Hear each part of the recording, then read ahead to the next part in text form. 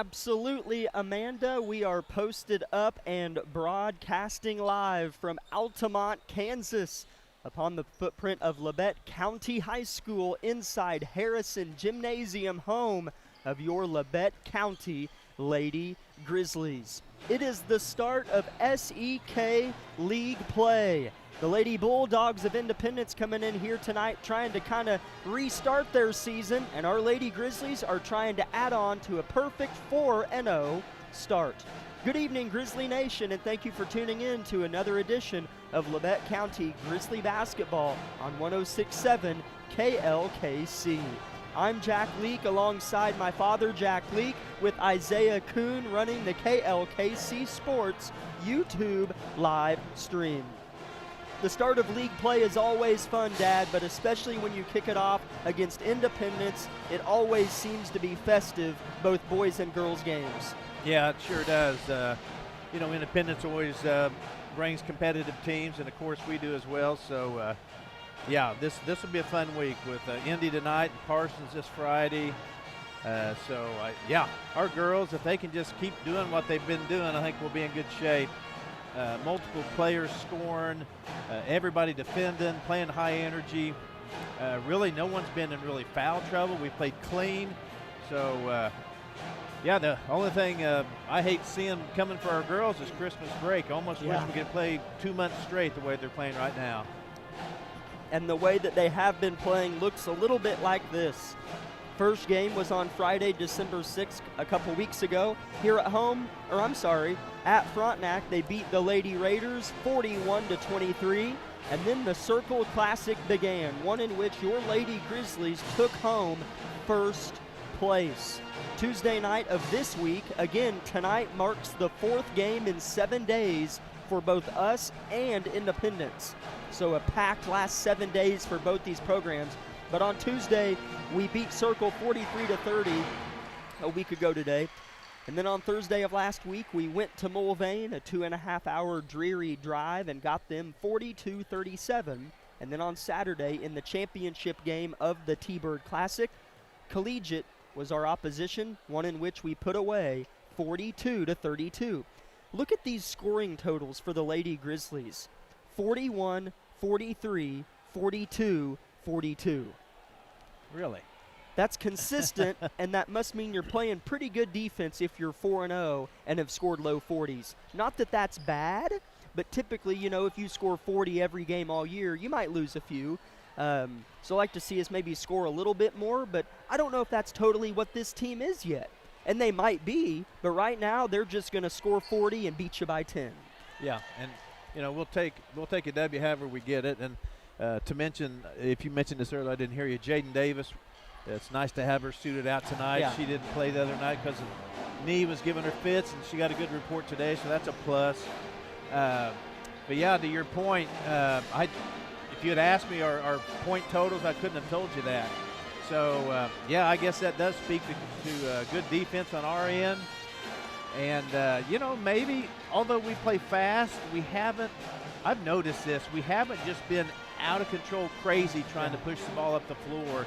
That used to lead to a lot of turnovers. So, I don't know, I feel like we've got a really good, settled, aggressive team. Just really poised. So, we'll just keep taking 40 points if we can win. Definitely good news about Jaden Davis, without question.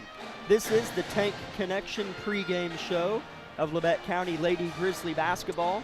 3.5 minutes until tip-off. Again, it's Labette County. It's Independence. Labette County is the home team tonight. We're going to take our first break of the pregame show. It'll be 30 seconds long. And when we come back, we're going to talk about the visiting Independence Lady Bulldogs.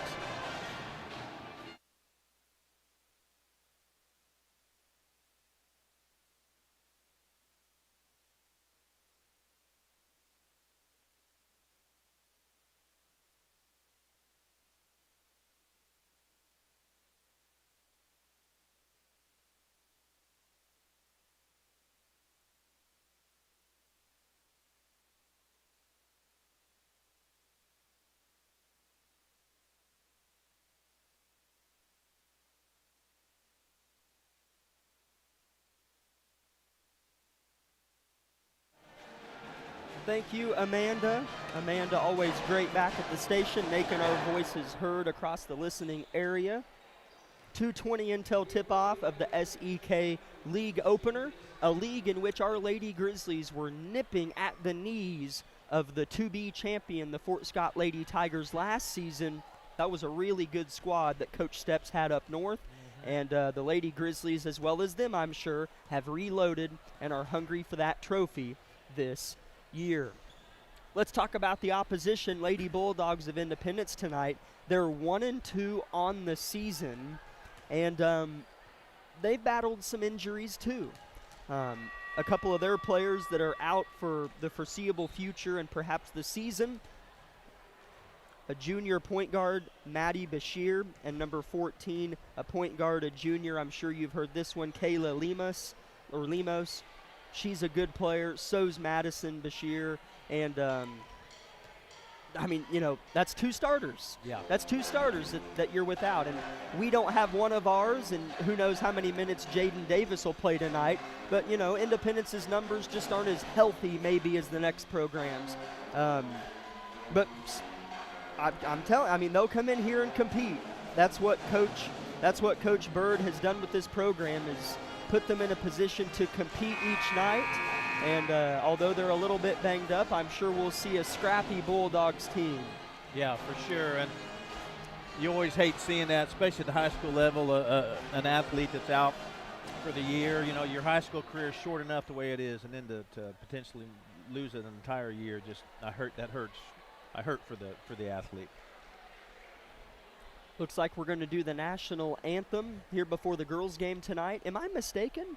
I thought they usually only did it before varsity boys. Am I mistaken on that? I don't know. I guess tonight we are mistaken, but that's where you're supposed to support me and say, yeah, I think you're right. I gave you a chance there. Well, everybody in the historic Harrison Gymnasium arises to their 2 feet as the flag drops down from the ceiling. We're going to step aside for 2 minutes and come back with starters and tip-off.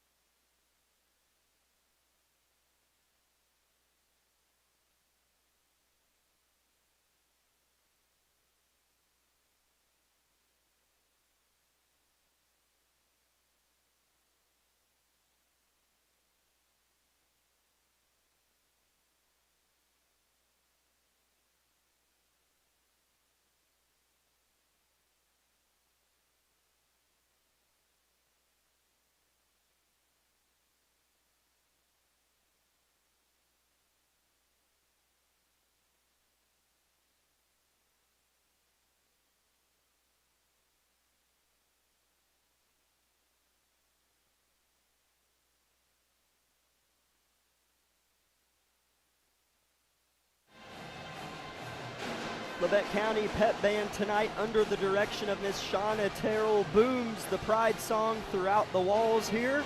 And the starters are in. Tip-off here in about a minute.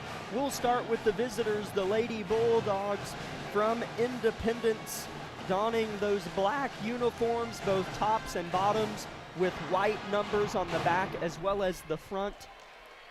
and an orange Independence Bulldog right behind the neck. Starting for the Independence Bulldogs, number 4, a sophomore guard, Mia Cope. Number 5, a junior point guard, Brooklyn Maddox. Number 11, a sophomore point guard as well, Sarah Veely. Number 13, a junior power forward, Caitlin Spencer. And number 15, a freshman guard, Morgan McLennan. As you were looking at their roster a little bit earlier, you know, they only start one upperclassman, and they only have a handful of upperclassmen, and there's quite a few freshmen on that varsity roster as well. For Labette County, the home team, starting tonight for the Grizzlies in those home white uniforms, tops and bottoms with red streaks down the sides, red Grizzlies across the front, and red numbers on both sides of the white jerseys as well. Number 13, a 5'5 junior, Amelia Carnahan. Number 14, a 5'9 senior, Aubrey Boss. Number 21, a 5'9 senior, Madison Bevins. Number 23, a 5'8 senior, Landry O'Brien. And number 40, down low, a 5'8 junior, Amory Baker. Let's take a quick glance back at Labette County's last game in which they got first place in the Circle Thunderbird Classic. Landry O'Brien had 20 of our 42 points, 2 games in a row where she has accounted for 50% of our scoring. Talk quickly about the senior leader in Landry O'Brien. Well, yeah, no one's surprised with those numbers. She's proven it since she came here a year or so ago, and so for her to step up her senior year and lead by example and defend, and she's always the one clapping her hands, getting people gunned up, and so most all those points she's certainly deserved because a lot of them came from steals from playing good defense. Labette County's head coach, Brianna Vollmer, assisted by Heather Wilson and Madison Evans. Managers for Labette County, Casey Reed, Audrey Belknap, Mia Lopez, Sierra Hill, J.C. Falkenstein, and Chloe Steelman. For Independence, head coach Bryson Bird, assisted by Gina McLennan and Preston Sharp. Boss toe-to-toe at center court against Spencer, and Aubrey Boss wins the tip, and SEK League play is underway. Landry O'Brien forces up a floater, but it goes down 2-0 Grizzlies early. I tell you, she shot that from the awkward position. That's hard to muscle that ball up the way she shot that. Independence gets across the teeth of the Labette County press. Now in front of the student section, Bevins rips it away, but it goes right back to Cope, who drives and travels. Turnover, Independence. Well, that was a good defensive possession. Had him down there in the corner and just got him against the baseline, and she about stepped out, which is why she ended up picking the ball up and taking a couple of steps. Labette County successful on their first offensive try tonight, looking to go 2 for 2. Bevins on the cut, wide open in the corner. Baker, one more. Landry 0 for 3. Missed it deep. Long board goes to Bevins, tracks it down, never mind. Tumbles out to the metal staircase across from us. Lady Grizzlies walking the floor right to left. Independence left to right. I like that possession. We had some ins and outs, and Landry caught it, shot it immediately, so had a good look at it. If you're just tuning in, just 60 seconds into the game, Labette County up 2-0. Indy with it, hitting the deck after having it was Spencer. Turnover, then Indy gets it right back in transition. Right to left, a whistle and a stoppage of play here. Perhaps a shot clock didn't start is my best guess. Yeah, that's what it would have had to have been. The shot clock is at a still image of 35 seconds. Independence inbounds, and the shot clock begins to run, as does the game clock, dripping under 6:50 first quarter. Pick and roll, but it's not open. The Indy guards, they start 4 of them. Here's one pulling up and missing. That's Maddox, and it's rebounded by Millie Carnahan. The junior's been great for Labette. Oh, yeah, she sure has. She can play the point guard for us. She penetrates. She's a tremendous shooter, and she can defend. Landry with another missed floater, and then a foul on Landry afterwards as she barely bumped Veely, but Veely falling caused the ref to kind of have to blow the whistle. Yeah, probably so. On that miss, she just little bit frustrated at herself and just tried to go after it. Landry is to thank for our only bucket of tonight's game, and Millie Carnahan is to thank for that steal. Left to right, Millie in those peach-colored basketball shoes, rather, cutting away from the ball as Bevins has it in the corner. Landry at the top, right at the heart of the floor, backs up with her feet on the Labette County paw at center court. Landry dumps one to Madison Bevins in the corner. Good ball movement. Millie almost has her pocket picked. Around the horn we go. Bevins lets it rip. Missed it short. Kind of died off the rim perfectly into the hands of Maddox. Yeah, I thought that was a good look for Maddie. So, you know, some of those will fall tonight. That was a pretty good possession on our part. 5:40 first quarter. Labette County 2, Independence 0. Floater for Independence is no good from Maddox. Rebound Bevins. This is an Independence squad that you can overlook easily if you're not careful. Boss pulls up from 7, bottoms it out, and it's 4-0 Grizzlies. Yeah, that's a good point. We better show up and play hard and defend well the whole game, because, you know, a team like this comes in and a few baskets fall and whatnot, before you know it, you find yourself in a ball game in the fourth quarter. A 4-0 Grizzly start to this one forces a timeout from Independence. Back in 1 minute. This is Lady Grizzly basketball.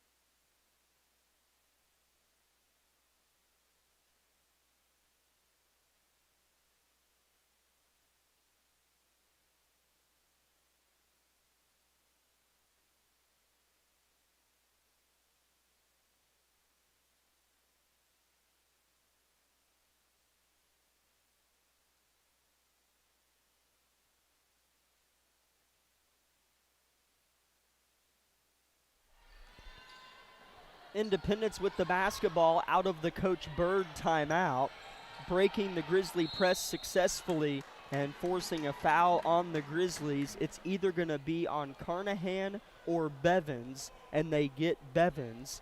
That's Labette County's second as a team, and Bevins' first personal foul. That's always kind of a tough call for the ref. We had her pinned, and she just stepped between us and kind of plowed through, so those are tough fouls right there, actually. A 2-3 zone Labette County is showing Independence.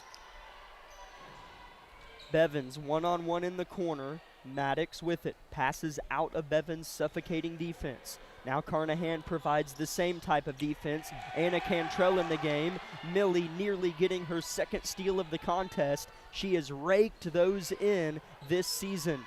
A good-looking three here goes down and out, goes high, and falls down into the hands of who? Aubrey Boss, and a foul on the Bulldog Maddox, their first of the game.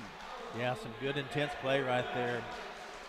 Millie was getting after it on the floor, and Boss was on the floor, so that's what it's going to take tonight.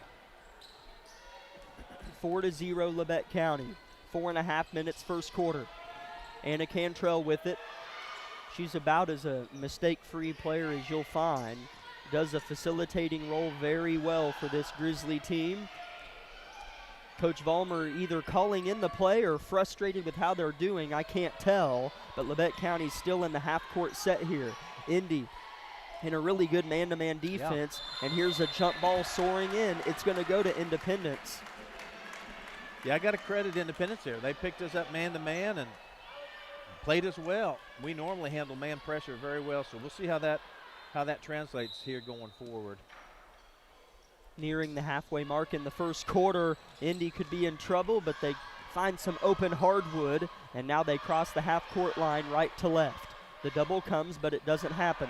In the corner, a three-pointer's missed off the heel. Rebound, Landry O'Brien. Number 23 in white, whizzing left to right, to the cup, off the glass, missed it. A tough angle for the senior. Rebound, Independence. They'll slow down and kind of waltz it up the lightly colored wood here in Altamont. Yeah, that's her forte right there. She makes a lot of those soft kiss floaters like that, so I like the effort.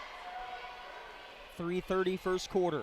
Labette County 4, Independence 0, still scoreless. How about a three though? Missed it. Rebound, Baker tries to create room, and it kind of squirts out of her possession right to a Bulldog, and that three-pointer's missed, and Landry is going to clear space here. Yeah, I had a O'Brien, just a little miscommunication. We threw the ball away there, but the captain slaps Anna's hand, and on we go to the next defensive possession here. How nice is this to see Jaden Davis and Kaylin McCoy check in for Labette County. They replace Boss and Baker. We weren't sure.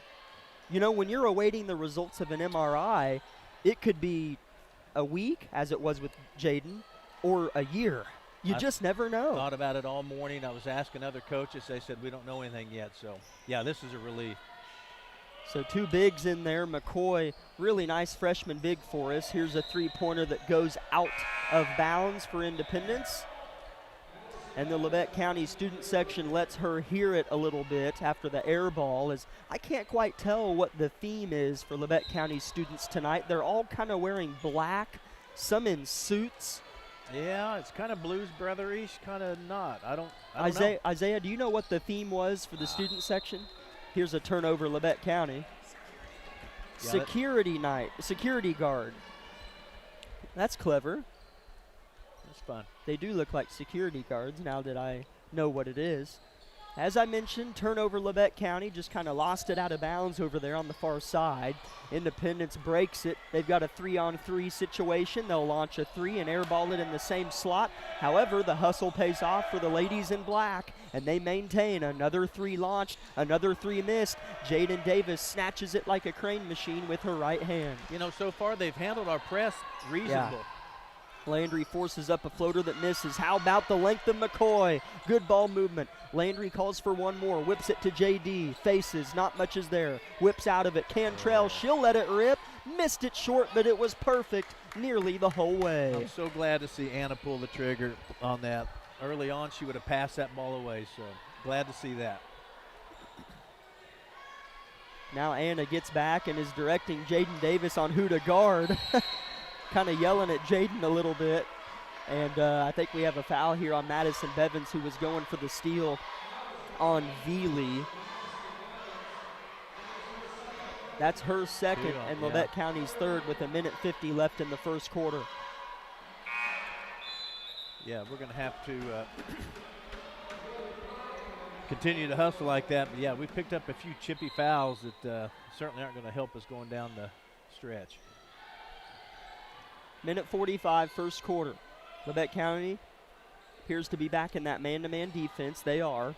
Short corner drive ends up in nothing for McLennan. She'll rotate out of it. Indy has one girl in the paint, and the floater's missed by her. Here's Cantrell on the rebound. The shot attempt was put up by Cope. Landry wastes no time. Gets to the baseline and is fouled on a push on Veely.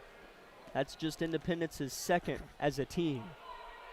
Something I've noticed already about this officiating crew, which is doing a good job, but this is a different, pretty much every game we played this year, they've let them play. So this is being called a little tighter, so the kids are going to have to adjust to that. Aubrey Boss, the inbounder. We're missing her sister. Tore her ACL this summer. Hope to maybe have her back in March. Who knows? Here's Aubrey in the corner with the basketball off the inbound. She got it back. Cantrell just shot a three last possession, and that's going to be a defensive foul, I think. Anna was kind of hooking with her arm, but not enough to get the call, and it's going to go on her defender, Mia Cope, her first and the team's third, now matching Labette County's total. Yeah, and Indy keeps applying pretty good pressure. So, again, we'll just see how we settle in here, and maybe we can feed the ball inside and get some good matchups there. It has been 4-0 for a long time. Labette County came out hot, and it's been scoreless for both teams. 60 seconds first quarter. Aubrey Boss, short corner. Carnahan, left block, double team. Make that a triple, and she'll have it blocked and taken away, but she says something else about it. Forces a jump that stays with Labette County. Yeah, you got to love that effort out of Millie Carnahan right there. Just in entanglement and then just nowhere to go with it, but she gets dirty on the floor and gets the ball back. Millie inbounds it. It's a set play for Carnahan. Stoppage of play. Shot clock didn't start. That's what the ref said after the ball was touched. So we'll try again on the inbound attempt. Kind of feel like this game hadn't had an opportunity to just get going. Yeah. All 6 fouls have kind of came at inopportune times. None of them really right back to back. They're spaced out just enough to inhibit the flow. I agree. Refs are conversing here right below us. First quarter is almost over. Labette County has held Independence scoreless in this quarter, but those Bulldogs have held our Grizzlies to just 4 points. Ball goes in, cut, Cantrell, under the rim. That's going to be a jump, isn't it? I don't know. They were waiting on each other, either jump or travel, I think. I didn't see a foul. It was kind of a tough pass to handle. Sometimes a bounce pass in there like that's difficult to see and then collect. 45 seconds left in the first quarter. Here's a steal for Amory Baker right at the half-court line. And Cantrell holds the ball above her head, rotates out of it. Carnahan wants a three, hit the backboard on the opposite side of the rim. And she tries to get a steal and almost does. Independence has it. The shot clock is off. A three-pointer's heaved and is jammed in between the rim and the backboard, and it'll go to Labette County. Every time now. If you can't get it, don't try, because the students will make fun of you. Oh, yeah. As the ref tried to get it and missed. He better get it this time. And he does. He made it. And he got the applause. That just fascinates. Anytime that happens, it's just one of those miracles of physics. I just don't get it. It's funny. The angle has to be perfect, because if it hits the backboard first or the rim first, probably won't happen. Anyways, Labette County only up 4-0. How about this pass? Yeah. Baker underneath, trottles it home. Carnahan with a great feed. Great look, and again, with Landry not in, these girls are figuring out who's going to take charge, how it's all going to go, so this is good. Indy with the chance to score their first quarter bucket, and they don't. And the buzzer's about to sound, and it does here to end the first quarter. At the end of one in Altamont, Lady Grizzlies 6, Lady Bulldogs 0. Back in 1 minute with the second quarter from Altamont.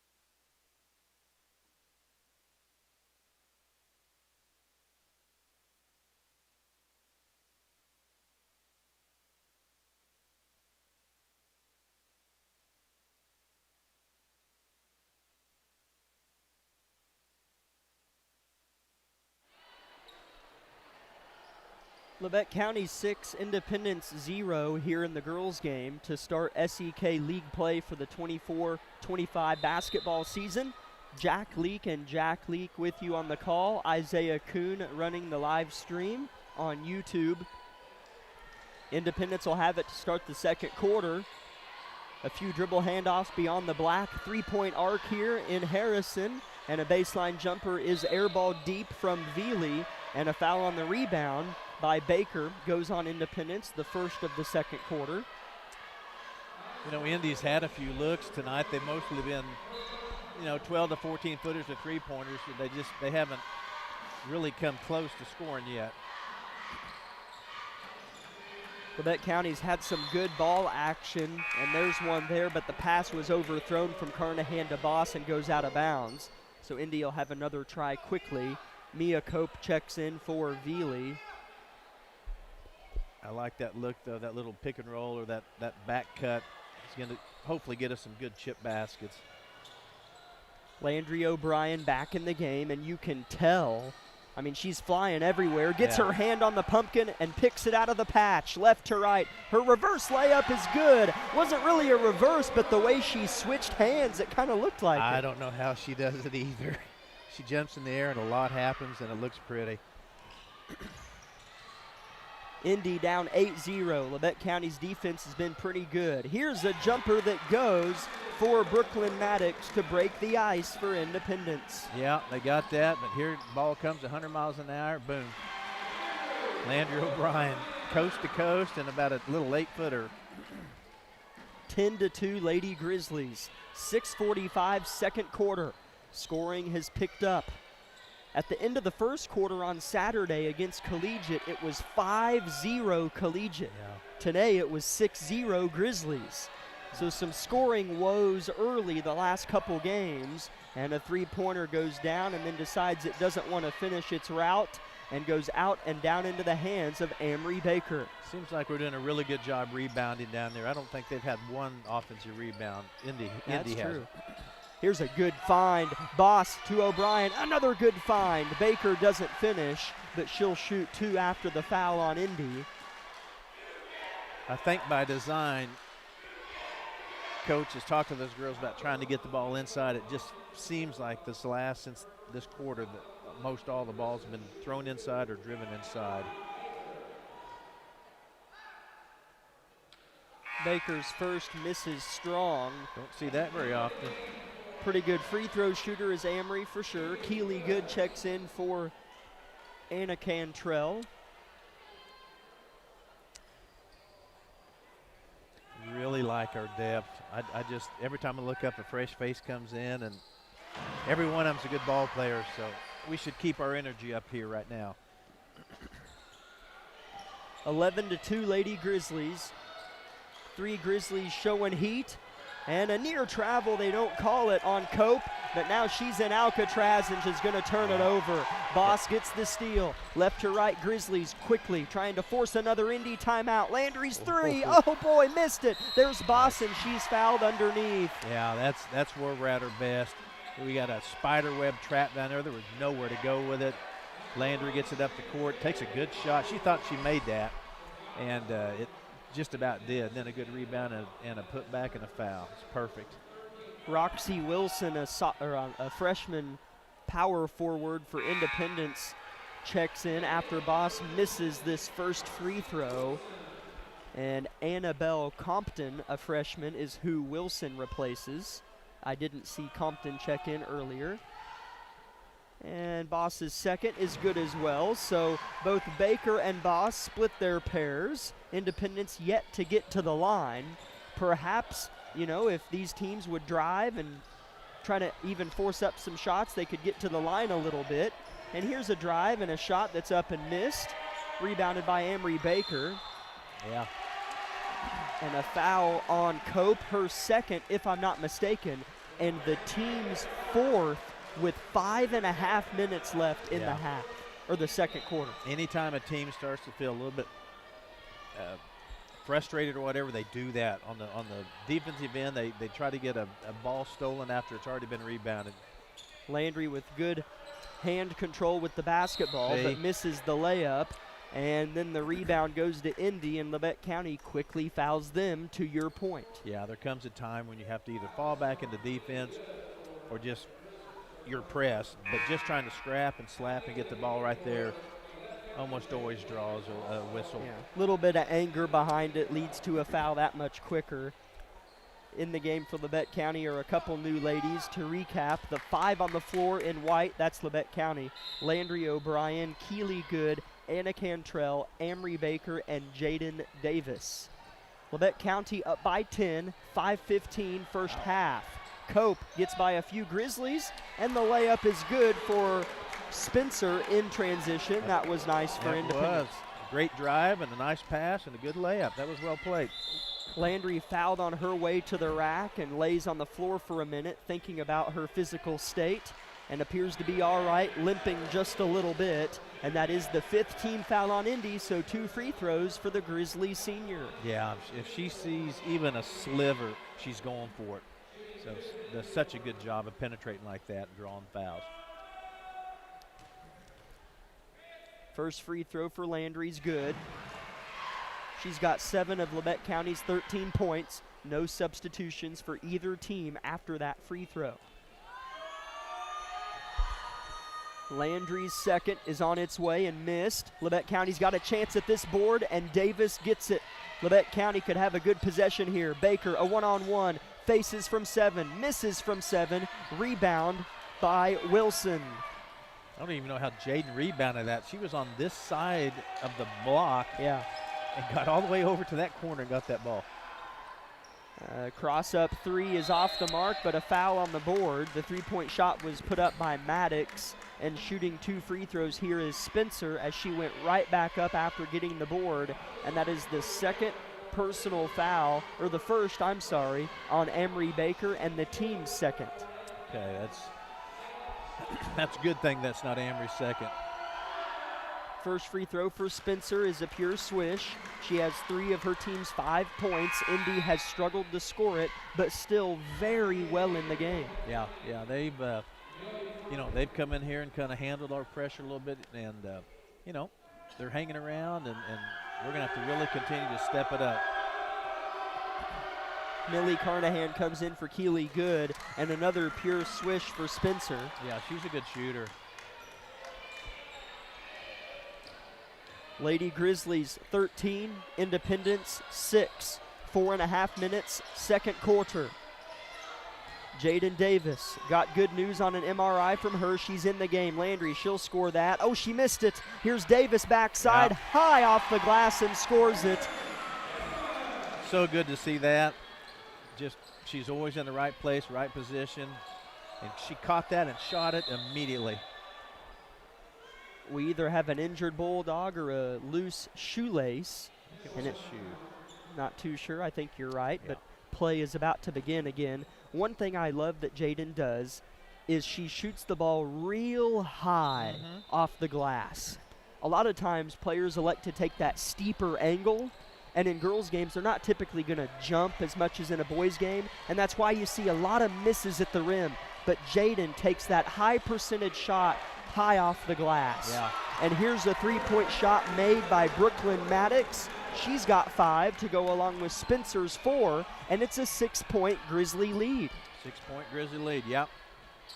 Landry got by all black jerseys, but a little too quick, missed the layup. Landry limping back. Indy with numbers, floater missed. Backside board is down on the deck and out of bounds off of Labette County. Landry's going to check out. She's talking to Coach Vollmer a little bit.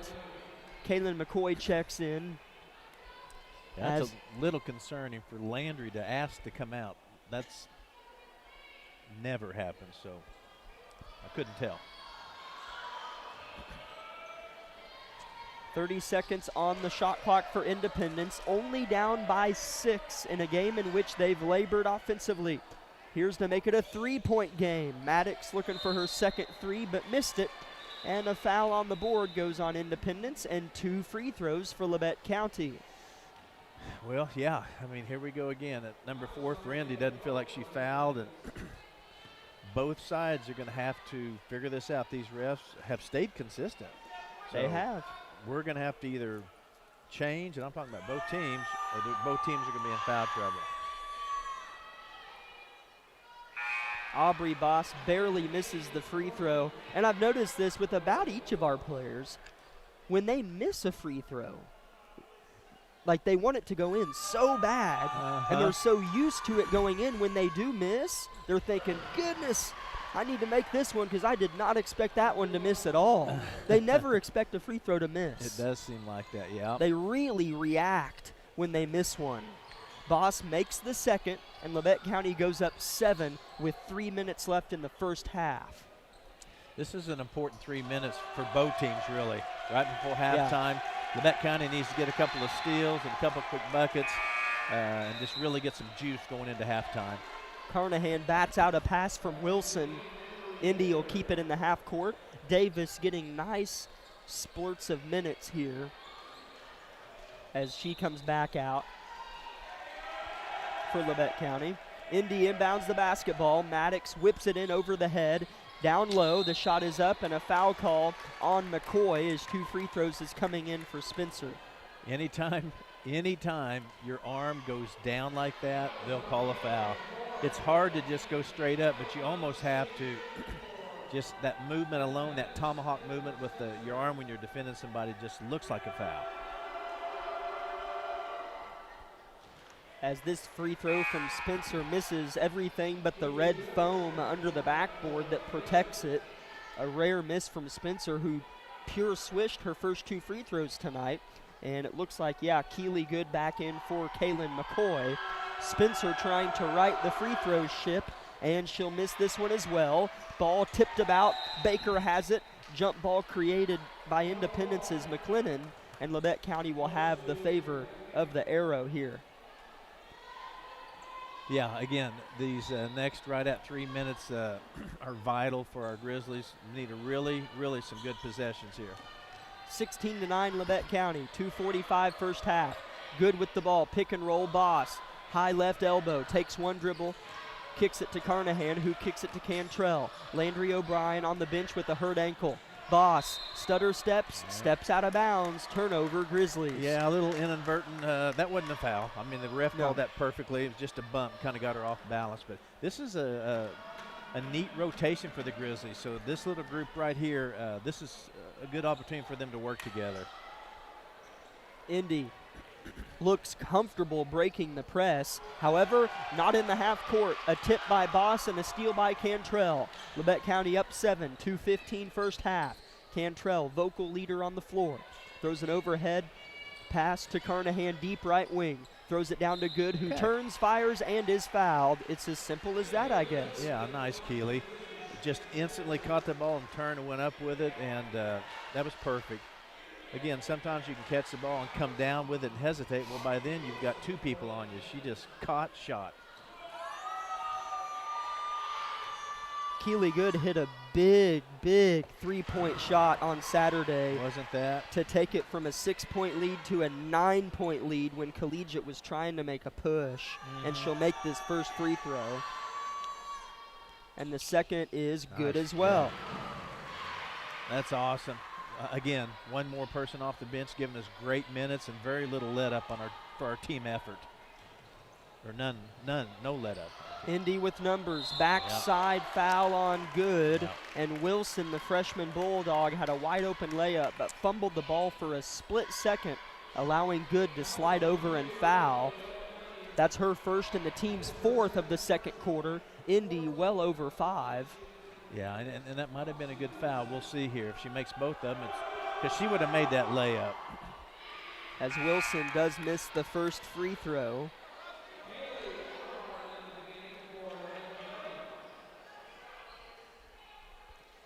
Indy 2 for 5 from the line tonight.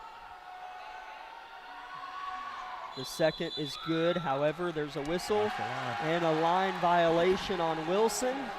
Labette County's ball. Kaylee Eberhardt in the game for Labette County alongside Baker, Boss, Carnahan, and Cantrell. 18-9 Labette County. Boss with the pass over the top of a black curtain. Carnahan from Mount Valley drills it. Millie Carnahan about 8 feet behind the 3-point line.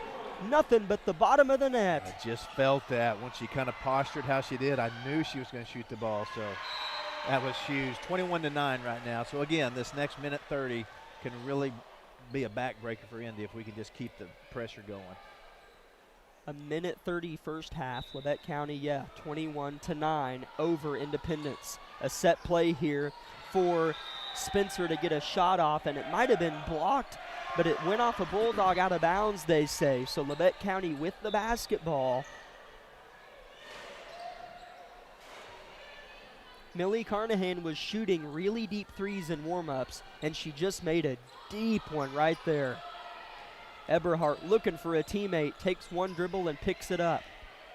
Carnahan calling for it, barely getting a pass to Millie. No, it was intercepted, and then saved by Independence. No, she stepped out. Okay. Labette County struggling with ball leadership beyond the arc right now. Like I said, they're figuring it out. Without Landry out there, they're doing a really good job, but there's just some adjustments that have to be made. Ball goes in for Labette County, hit a couple girls on the head, and it's on the deck, and it's anybody's ball, and Indy has it. Nice pass here, and the layup is good for Wilson. Yeah, that just a lot happened right there. So, we'll settle in here and have a good possession. Boss pops to the ball nicely there. Here's Carnahan. That pass deflected. She'll keep it. High off the glass is missed. How did Baker get that board and got fouled? Labette County up by 10. Baker shooting free throws. 40 seconds until halftime. Yeah, I just saw a ton of black jerseys, and somehow Baker came out of there with it and went up with that signature left hand on that side, right hand when she's on the right-hand side. She just does such a good job with both hands, depending on where she's at on the floor. Has there been a stoppage of play this quarter? I don't think we've taken a timeout this quarter. I don't think there's been a timeout, no. Second free throw good by Baker, who missed her first. She has split both pairs she's taken tonight. 22-11, Labette County in front. Carnahan paws one out of bounds at the scores table. That is sat at by Randy Blackwell, the PA announcer. Looks like Tim Traxon down there maybe on shot clock, and Lori McKenzie on the normal clock and score. They do a great job down there, and they have for 25 years. Yeah, long time. 15 seconds on the shot clock here for Indy. Down low they go to Spencer, their main threat. She'll miss. Shot clock doesn't reset, and she's bailed out by a foul after the board. And it'll be free throws for her, as that is the 5th team foul on Labette County this quarter. Yeah, just we defended so well. They were pressured. They took kind of a sloppy shot. It came off the backboard so hot, we just didn't get the rebound. So, little unfortunate foul down underneath. Spencer makes it, sorry. 22-12 to score. Labette County in front. 16 seconds, second quarter. Second for Spencer. Good. Well, 16 seconds, so let's see what we can't drive up here. Hopefully we can get a score going into halftime. Labette County by 9. 8 seconds left. Backdoor Eberhardt at the rim. Barely missed it. Rebound Indy. They've got 2 seconds. Sprinting up ahead. Shooting one that looks good but is a little bit short is Veely. Eberhardt nearly got one to go. Your halftime score in Altamont. Lady Grizzlies 22. Lady Bulldogs 13. 3-minute break, and then the iCare Associates of Parsons halftime show on KLKC Parsons.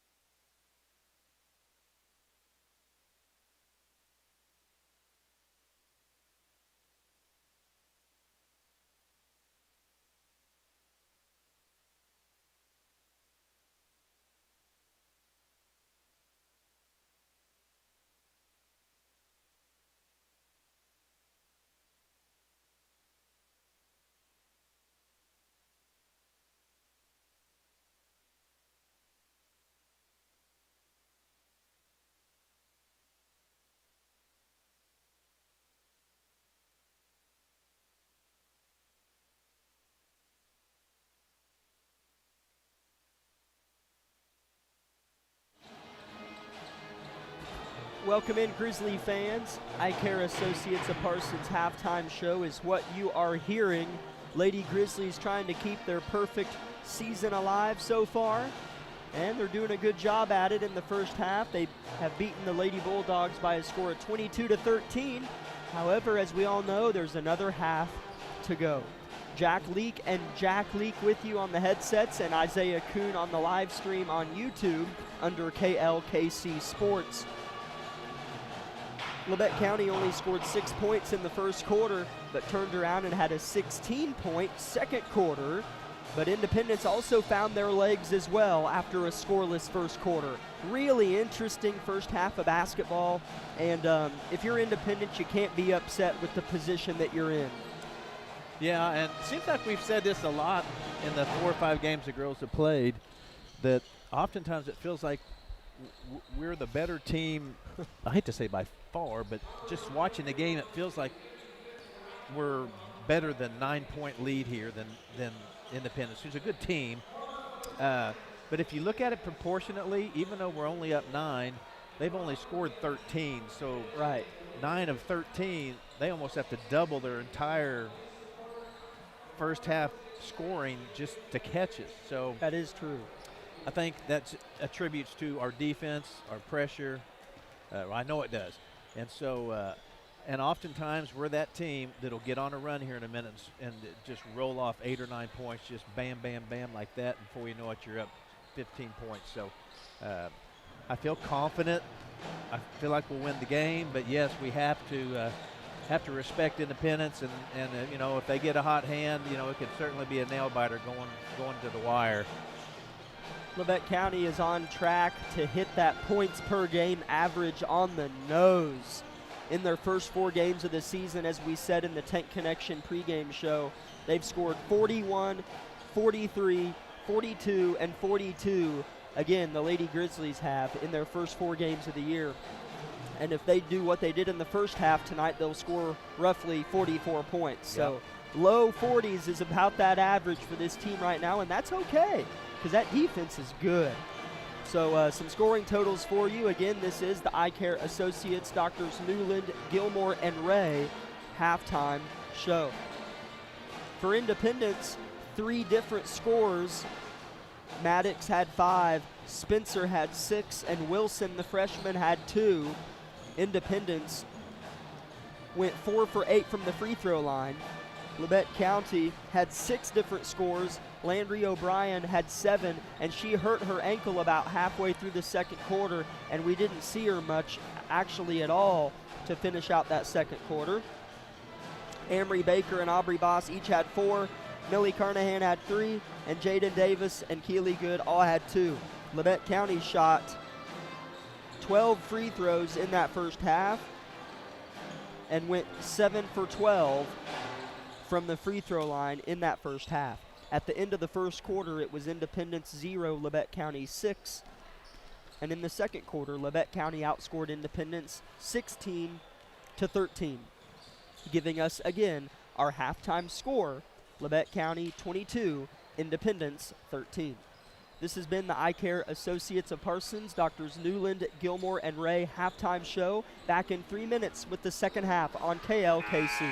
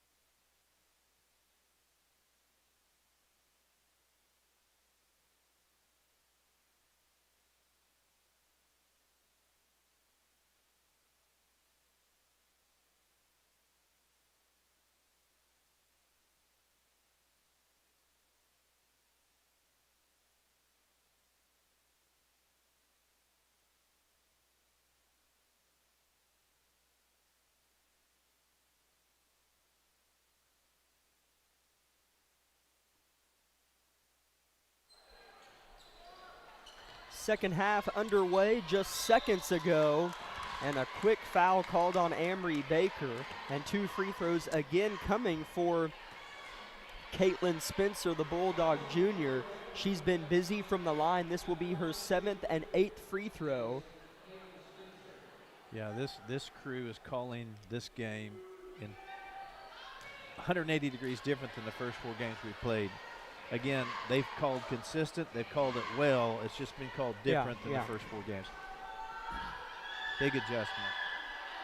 Spencer missed the first and the second. Short as well. Good box and board from Aubrey Boss. Labette County up 9. Landry O'Brien back in the game. That ankle looks fine to me. She scores it. Labette County up 11. Yeah, that ankle got healed up awfully quick, so that was good to see. Lightning quick, good lay-in.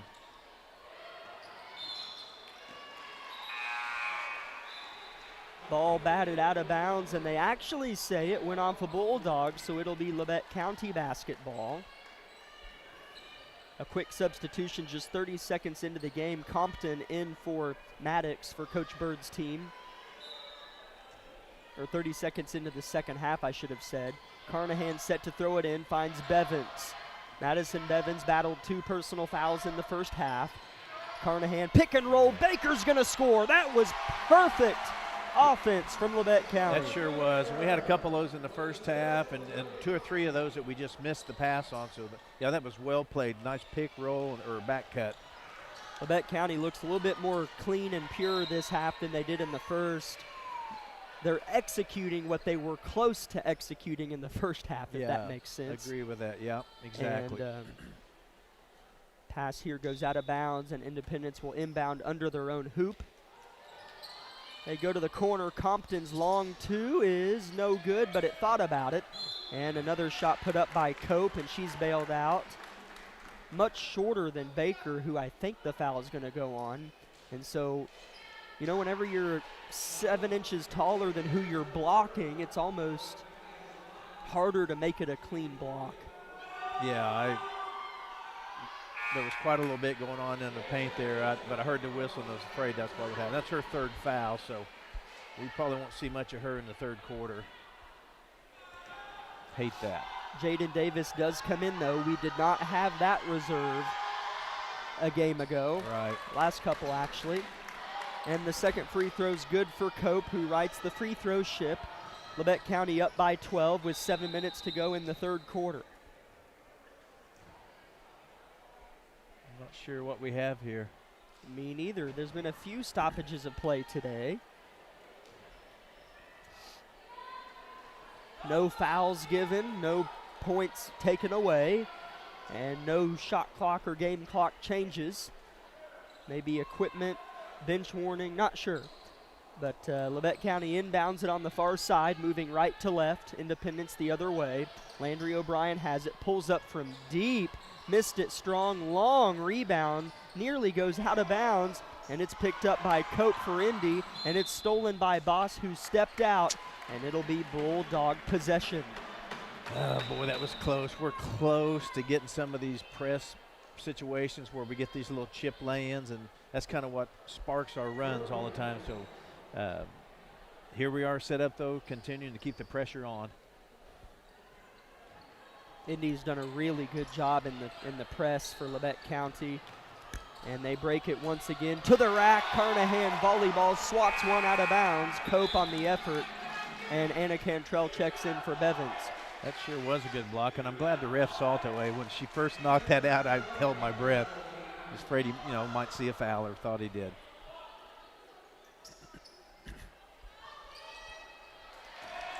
Sorry, Landry O'Brien gets a steal on the inbound. Good unselfish look. Boss pump fakes twice and scores. Pretty, real patient play by both Landry and Aubrey. That was beautiful.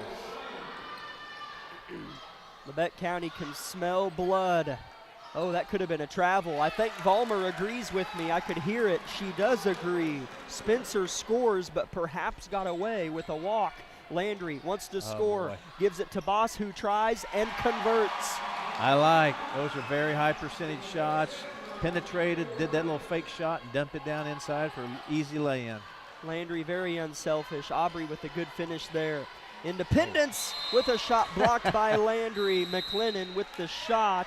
Timeout, Independence. We will keep it here and thank some sponsors for allowing our job to be possible to broadcast to you part of this Labette County 14-point lead with 5:50 left in the third quarter.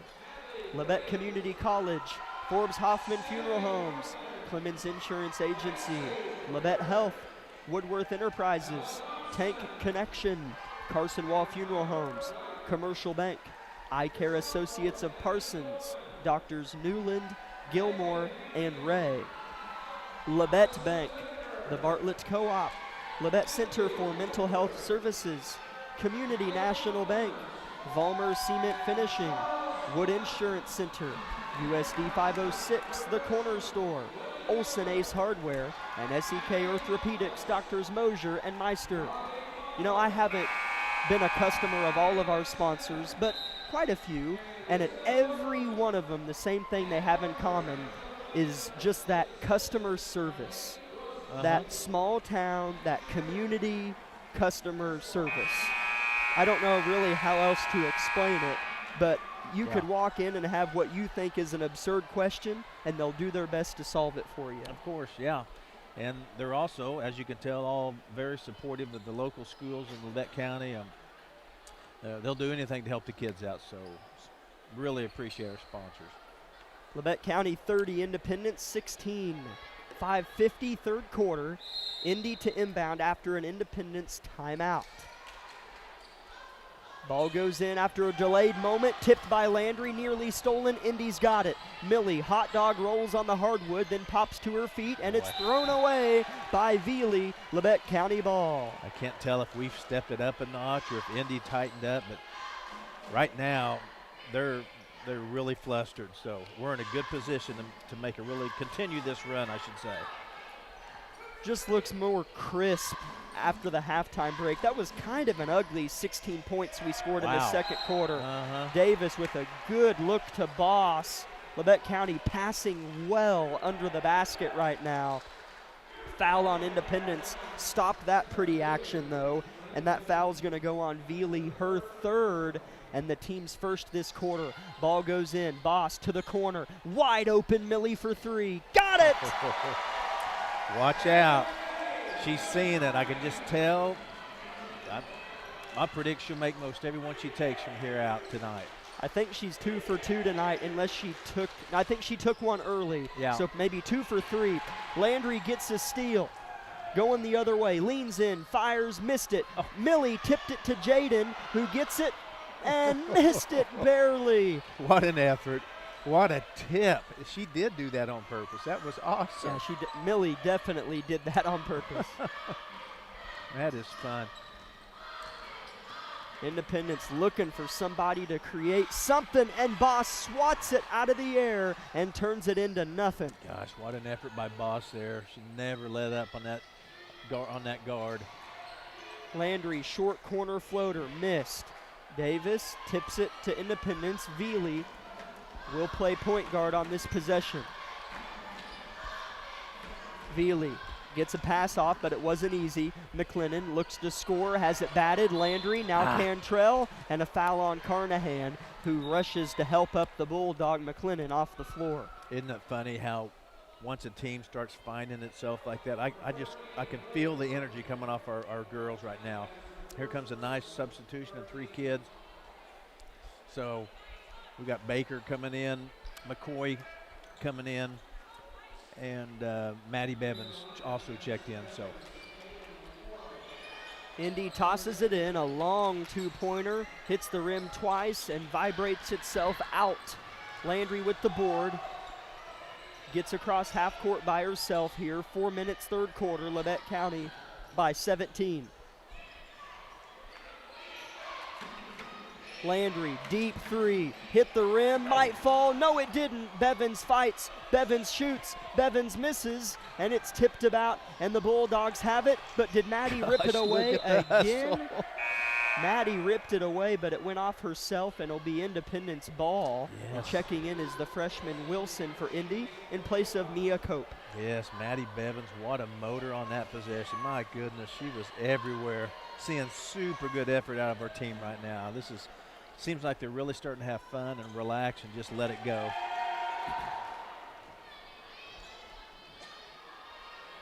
Ball goes into Cope for Independence, walking slowly and analyzing their options across the press, and traveling and turning it over is McLennan. And you know something too that I tend to forget is Indy's probably playing with 6, maybe 7 girls, I think, and we're rotating in 7, 8, 9. So I think we wear teams out. So that's a little bit of what we're going to see this half. Landry drives and dumps, and Baker scores. 35-16 the score. Landry forced help and left Baker open. Yeah, once again, just penetrated. Her head's always on the swivel. And here we just created another turnover on a press. So Indy continues to show a little bit of frustration, and we continue just to relax more and play, and yet play with more intensity at the same time. I think Millie just checked back in for Landry after that turnover you mentioned. Labette County by 19, 3:15 third quarter. Bevins pick and roll pass, batted right back to her teammate, Independence that is. Here's Cope. Millie Carnahan trying to swim on the floor, going after the ball, but Independence has it. Maddox spins and drives, hook pass to Spencer, and Millie's called for a foul. You cannot fault her for effort.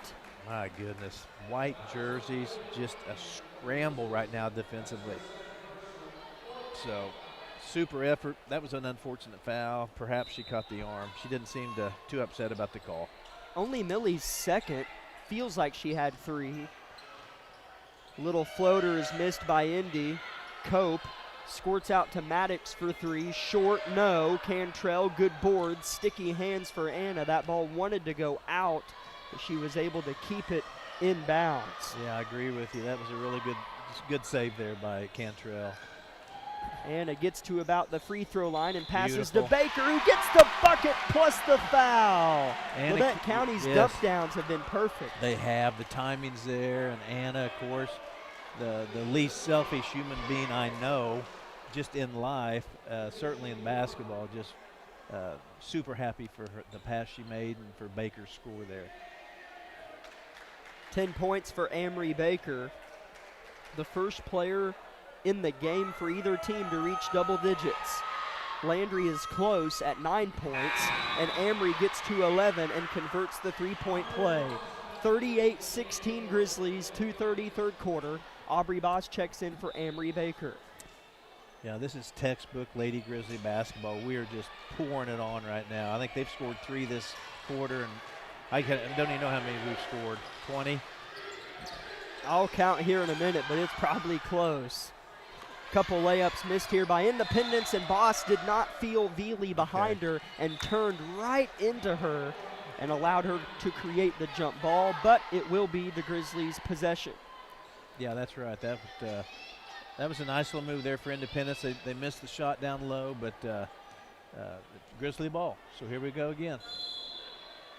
Looks like Coach Vollmer's going to want 30 to talk about it.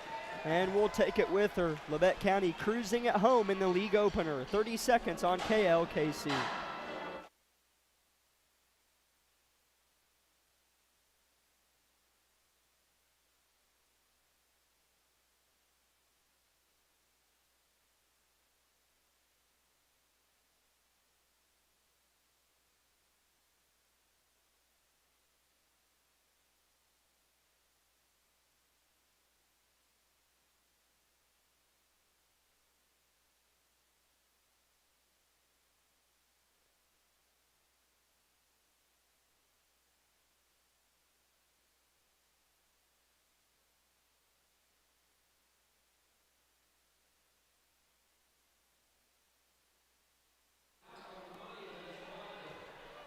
(38-16). Lady Grizzlies in front. They have broken it open, as they say, and are about 10 minutes from a 5-0 start to the season and playing host to Parsons Vikings on Friday. How about we finish out this game, though? Here's Carnahan in the corner looking to drive out of the Coach Vollmer timeout. She's only taken a couple this game. McCoy looked for Boss, but it was picked off by Independence. You know, I'm not going to try to pretend what Coach Vollmer's doing because she knows so much more about the game than me, but I think she's keeping Landry off the court some in these situations to let the rest of these girls learn to work together like this without that. What, do we have, a foul there? Yes. Spencer's going to shoot 2 more. Is every block all ball? Maybe most, but not all. I mean, you got to let – that was a good block. If she hit some of her hand, she hit some of her hand. That was a good block. Yeah, this game's definitely had a different feel to it overall for both teams. So, you know, we just had some different officiating crews out at the tournament and whatnot. So you're going to have to play a cleaner style if this is how it's going to be all season in league play. Spencer does make the first for Independence. She was the one that was fouled by McCoy. And she misses the second free throw, and in position is Independence, and another foul on McCoy, and that's 2 free throws, as that's the 5th team foul on Labette County this quarter. And who is it at the line? McCoy just picked up too quickly. Lady Grizzlies have to do a little better job of shoving their opponent off the line during these free throws. Seems like our opponents, as well as us, have gotten some rebounds off missed free throws. Maddox makes the second, or her first free throw. Yeah, I think Spencer on McCoy that time for Indy kind of fake coming into the lane and then dipped back around baseline and got underneath McCoy and had position. So, yeah, you got to get them on your hip and feel them there and just push. You can kind of feel where they're going. Maddox makes the second as well. She has 7 points for the Bulldogs, who have shot 8 free throws to Labette County's 1 this quarter, but it's been all Grizzlies. 38-19, Bevins from the free throw line just inside, scores it, and it's 40-19 with 1:20 left in the third quarter. It's a nice shot by Bevins. That's a hard shot, that 6-footer. Just difficult. It was really, really well played. Long 2-pointer missed. Maddox in prime rib position misses as well, and the bucket plus the foul goes to McLennan.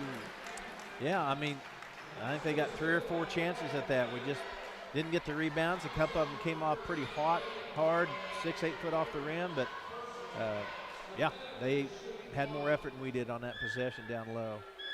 McLennan for the and 1, missed it, long board, Boss holds it, gives it to Landry.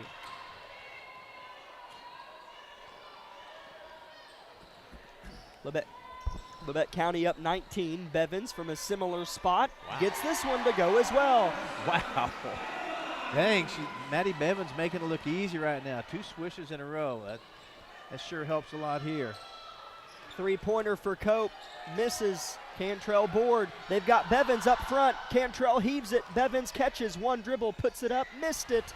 Rebound, Spencer. Just a little strong. I think she anticipated a block and she didn't get that, so the ball came off hot. Maddox controlling, Landry contesting. 3-pointer McLennan, down and out all the way. Jump ball on the board, stays with Indy with 21 seconds left in the third quarter and no shot clock. Yeah, right now what are we, 42-21 with 21 seconds left. So I see Landry with a little giddy up in her step there, so I'm sure Vollmer will use her sparingly. Giddy up as in a limp, or? Yeah, I don't know why I said giddy up. It looked like she had a little limp in her jog there. If that's not a Labette County radio broadcaster, I'm not too sure what is. Independence comes up ill on their attempt. How about that, Tom Brady? Bevins underneath is fouled. Who threw that? Was that Eberhardt or Cantrell? Don't know, but it was on a string. Oh, that was a perfect pass. That was a perfect had pass. To weave that through 2 or 3 different arms and just perfectly thrown. First free throw for Bevins, who has 4 points in the game, all in this quarter, is no good. I'm going to look and see who threw that on our YouTube live stream. That was perfect. It was Anna Cantrell, threw it from half court to the low block to Bevins on a frozen rope. And the second free throw is good for Bevins. 43-21 the score with 3 seconds to go in the third quarter. So if nothing else on these 3 seconds, of course we don't want them scoring, but we don't want a foul. They're going to probably throw it inside. So let's not get some cheesy third foul here. Just play smart defense. Indy had a ball batted out, so they throw it in. Wide open 3 for Cope. She's been close but misses. Okay. And Bevins boards at the buzzer. At the end of 3, Labette County 43, Independence 21. 1 minute break on KLKC.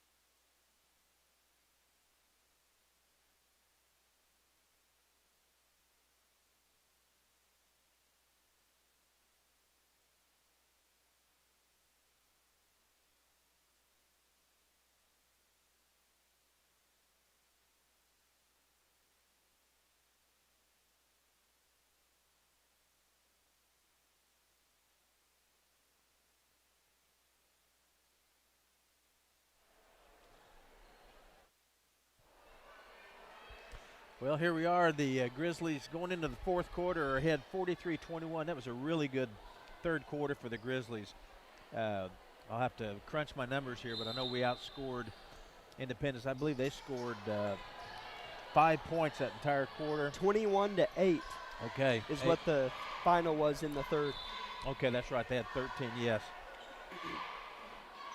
So, yeah, we need one more quarter like that, and that'll tie up a really good evening for us. Labette County will have the ball to start the fourth and final stanza. Ball gets flipped in from Carnahan to Bevins, who had 5 third-quarter points, did Madison. Eberhard in the game, left wing. A high dribble in a pass inside is out of bounds off of Spencer, and Labette County will keep.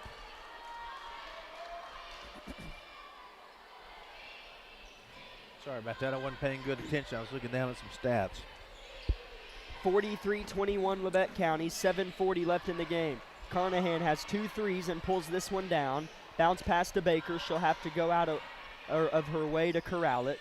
Carnahan with a good feed to Bevins with position, and a travel's called. I didn't think she had possession, but the travel is called nonetheless. Yeah, she kind of lost the handle, I think, and kind of hopped a little bit. But, yeah, she really wasn't holding the ball, but it looked a little funny. Yep, a travel here on McLennan. Maddox kind of puts her hands on her head like, darn it. There's been areas in which they've done well tonight and areas in which they've struggled. Kind of like us, but. Yeah, that's the effects of that press. Now they're starting to expect a white jersey there every time. Whoops. Millie threw that one away. She'd tell you that wasn't her best pass tonight.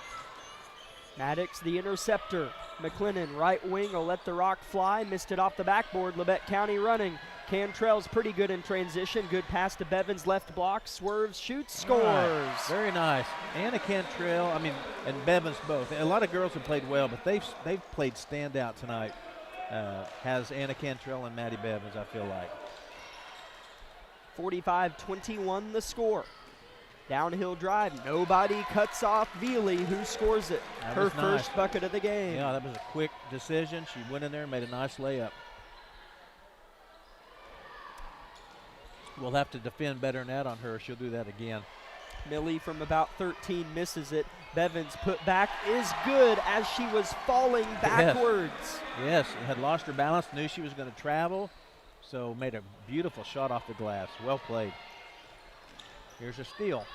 Madison Bevins picks it up off the deck. 6:15 left in the game. Labette County up by 24. Cantrell sheds a defender and finds Baker, who wants to shoot one. She will and swishes it. So patient, pivots, and then if she feels like she can fade away and do it, that's a high-level shot right there. That was really well done. Baker up to 13 points on the game. McLennan drives into the heart of Baker, and a travel is called on McLennan. Baker with good defense there. Yeah. As Good and McCoy check in for Labette County in place of Baker and Cantrell. Yeah, Baker wasn't sure at first what that whistle was, and I saw her watching the ref when he gave the travel sign. She was like, yeah, okay, because that was good defense. 5:45 left in the SEK opener in Altamont. Labette County 49, Independence 23. Good gets a dribble handoff from Carnahan, takes it downhill and scores the floater. She's playing so good too. I'll tell you what. Again, broken record here. We've got 5, 6, 7, 8, 9 girls that can come out here and play. Independence turns and heaves, and it's out of bounds. Turnover visitors. 51-23 Labette County by 28. Yes, and we've got 3 or 4 of our starters on the bench. Kylie Roberts in the game as well. She snuck in. I didn't see her. Carnahan finds Eberhardt, who travels. Almost had a look. Yep, and she was trying to make a pass and whatnot, be a good teammate, and just, got caught, took an extra step there. Maddox advances the ball for Independence, who's thirsty for some points late in the fourth quarter here. Carnahan almost gets a steal, but Spencer controls and scores in transition. Yeah, that was close, and Spencer stayed strong, so that's a good bucket for her. Carnahan crosses over on her defender, who's right up against her white jersey. That's Veely. Roberts, the sophomore for Labette County, passes to Good, who has it stolen away from her. Veely the steal. And Millie is deceptively quick, She's really quick hands. Maddox will spin into the heart of McCoy, and an airballed floater is the result of that.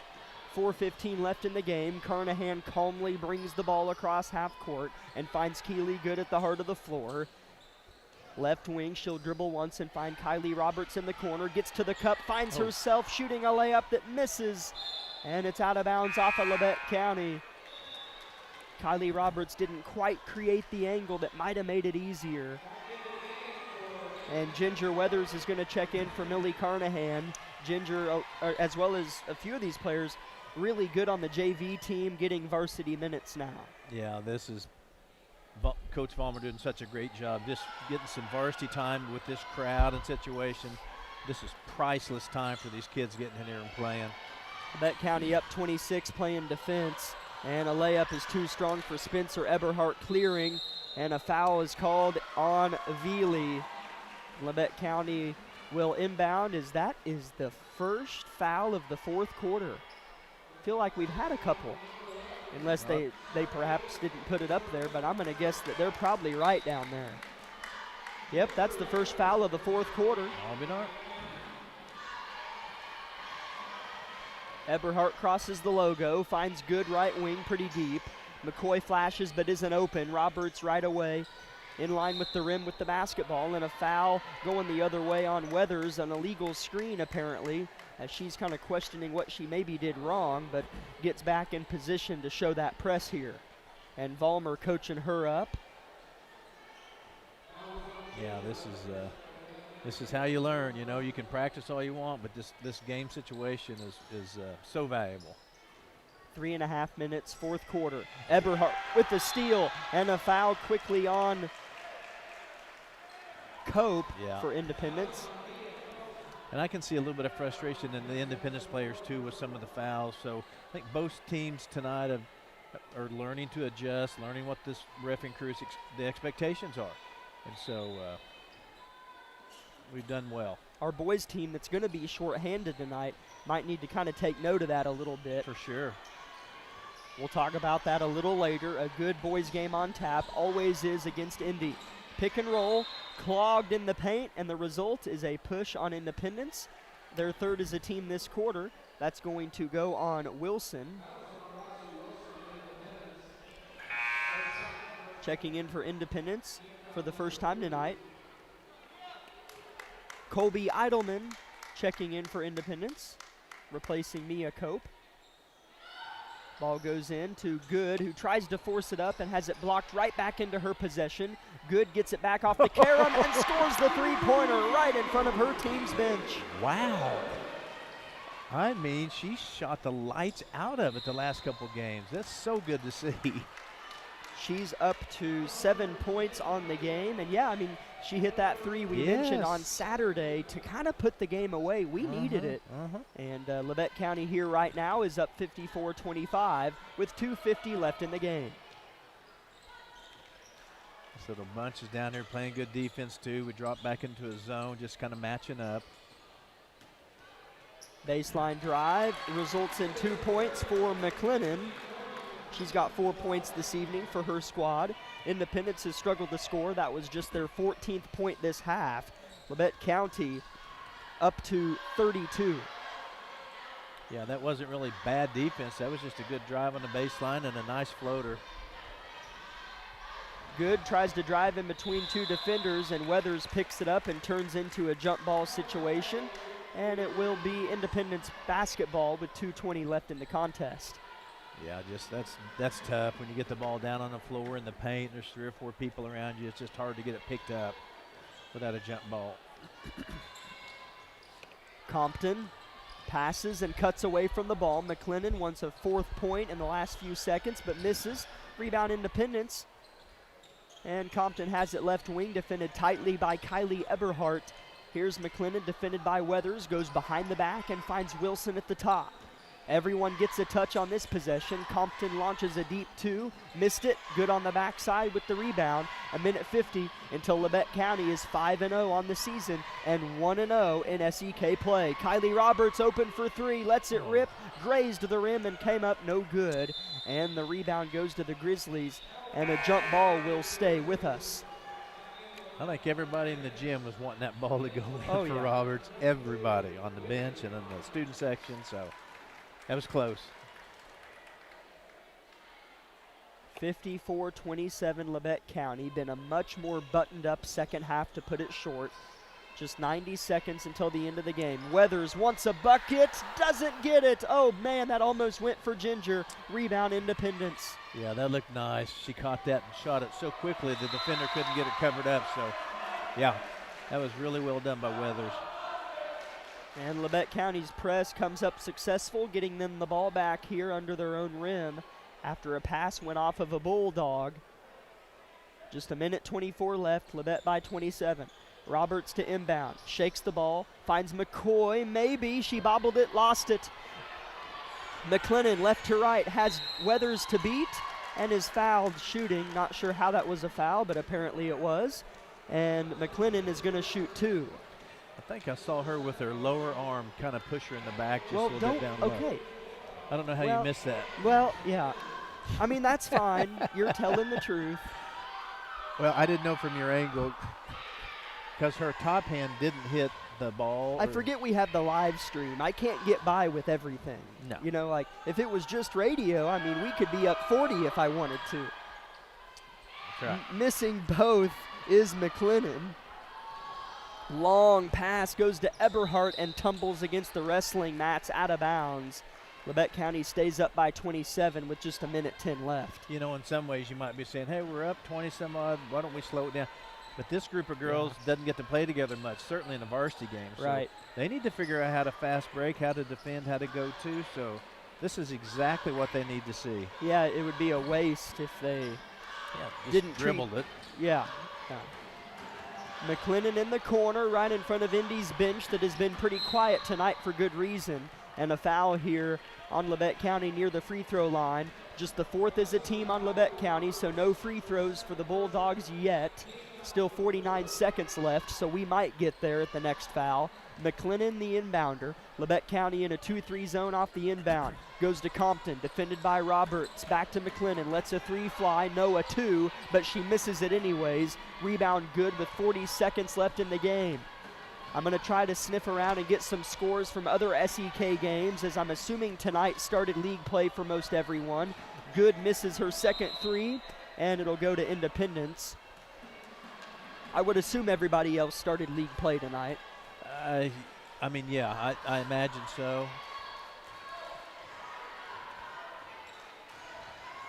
So with the last 20 seconds here, we'll see. Oh, yep. Good defense, created a travel and a turnover on Indy. So with no shot clock, we'll see what Labette County chooses to do here in the last 22 seconds. Up 54-27 against Independence. Parsons is hosting Fort Scott tonight in Parsons, Kansas, of course. That'll be interesting. And I'll get that girls' score here in just a moment. Labette County will have it. Roberts elects not to shoot it. Yeah, I mean, you know, up 27, 8 seconds left. Try to burn some clock here, get out with the win. Yeah, McCoy had a little easy dump shot, chose to kick it out. And the buzzer will sound here in Altamont, and your Lady Grizzlies are 5-0 on the season and 1-0 in SEK play. They beat Independence 54-27. That was a pretty nice second half there from Coach Vollmer's team. Let's take a 3-minute break and come back with the Bowen Pharmacy postgame show.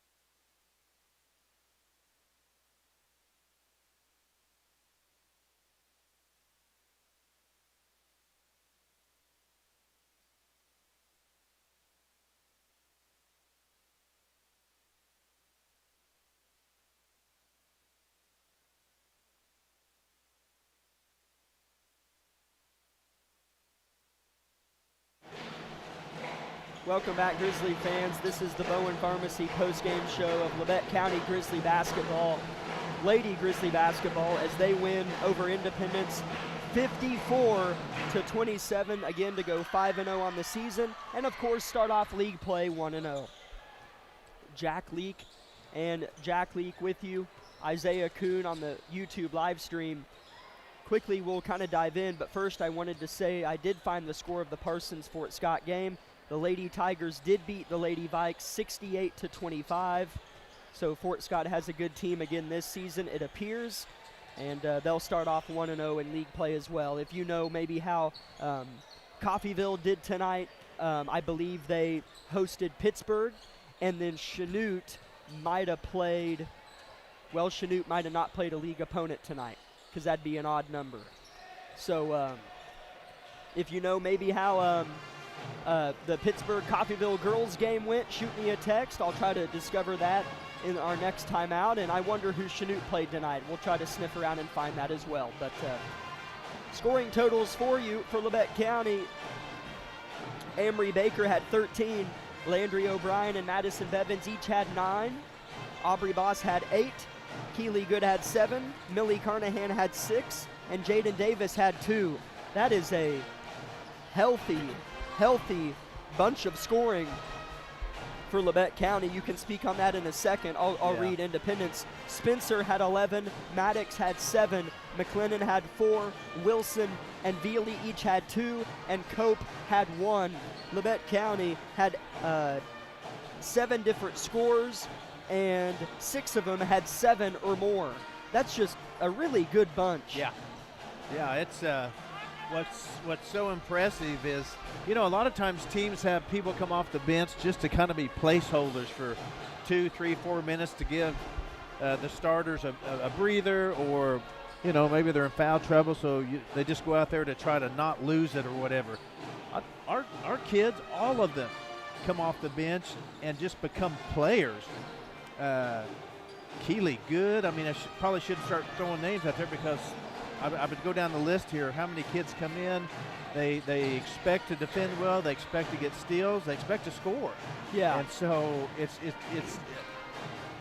really impressive and super important for us going forward, deeper into league play, because there's going to be games when we get in foul trouble, and there's just going to be there's going to be opportunities that we're going to have them. So when we do, we've got them. That's really a nice insurance policy for us. Yeah, I mean, and this is a compliment. The difference between our 9th player and our starters, as far as results, similar, if not the same. Yeah. And that's a compliment. Don't hear what I'm not saying. No, absolutely. I mean, yeah, there's no steps taken backwards. And how valuable is that? Box scoring totals for you. At the end of the first quarter, it was 6-0 Labette County. At halftime, it was 22-13 Labette County, only up 9, and they would go on to win by 27 doing this. In the third quarter, it was 21-8 Labette County advantage, and in the fourth quarter, it was kind of reserves versus reserves, and we got them 11-6. Your final score, Labette County 54, Independence 27. 9.5 minutes until the start of the boys' game. When Coach Vollmer comes up, we will chat with her, and we will step aside for 3 minutes and either have a boys pregame or a Coach Vollmer postgame interview. 3 minutes, KLKC.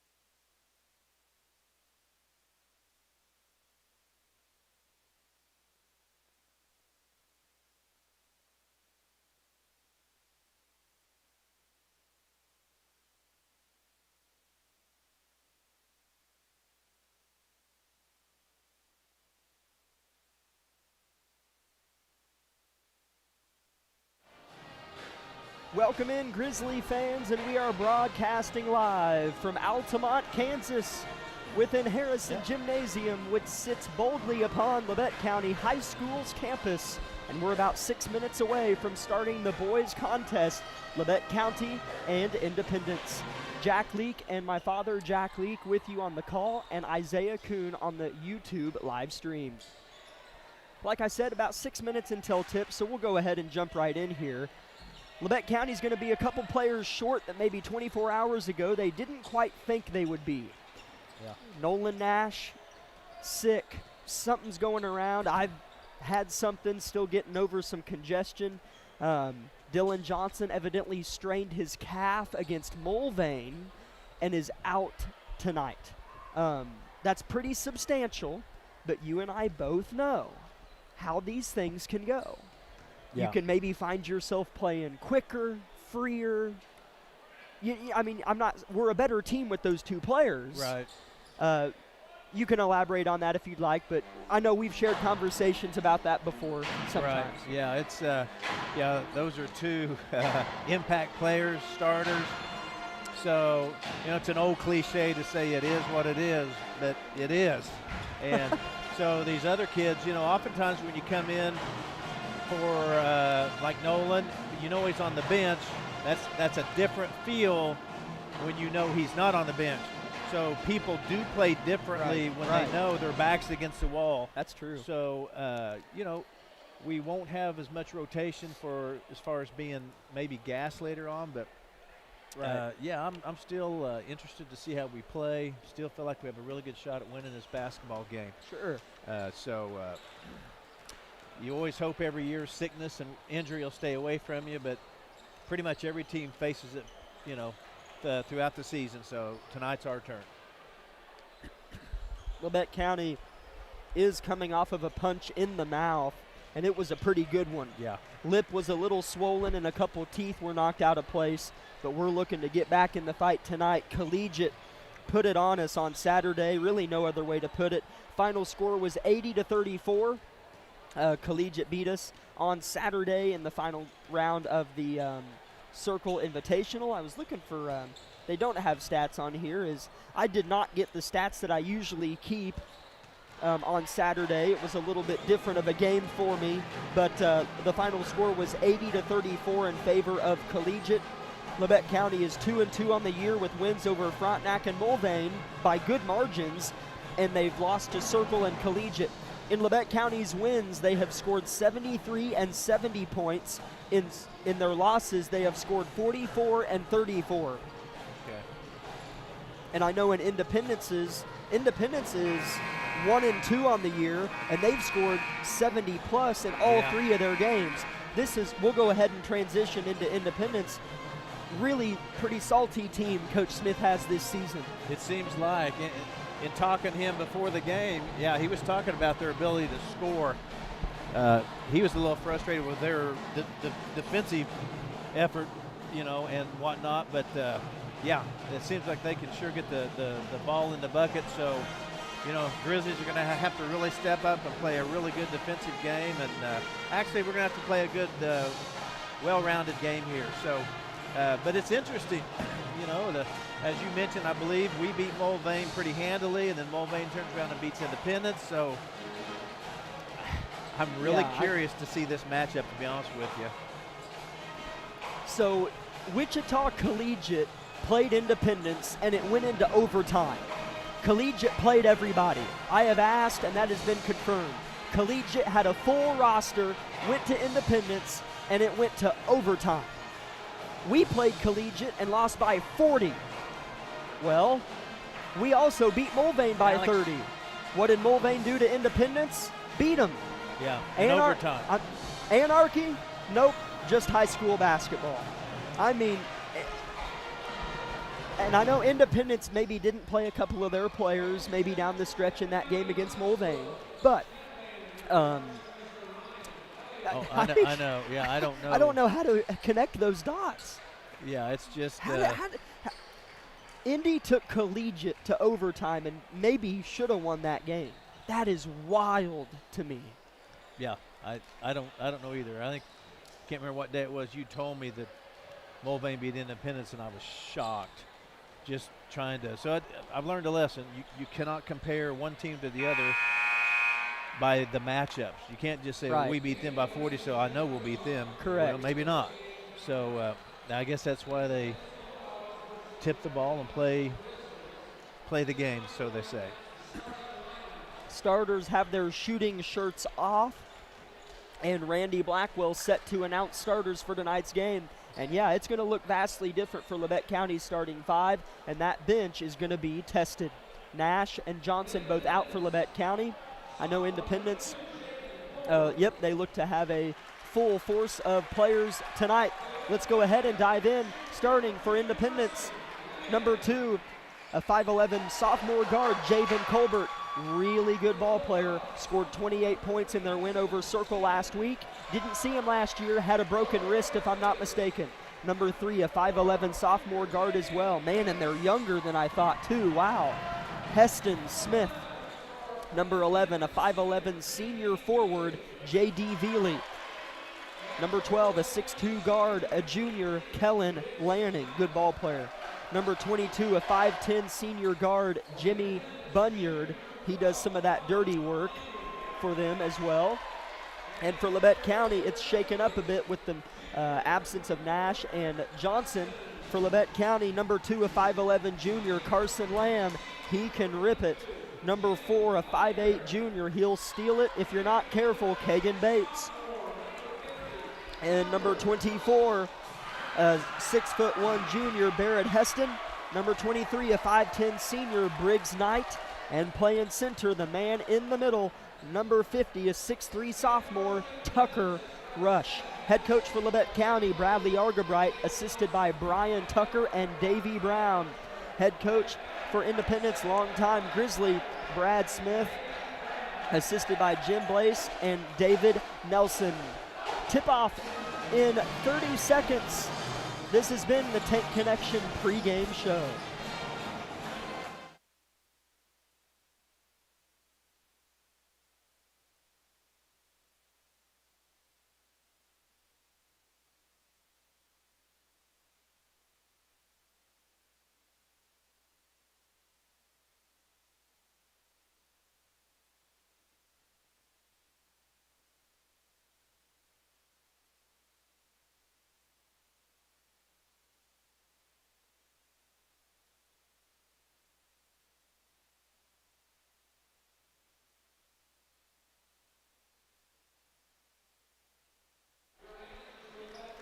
Labette County in their home white uniforms, Independence in their road blacks.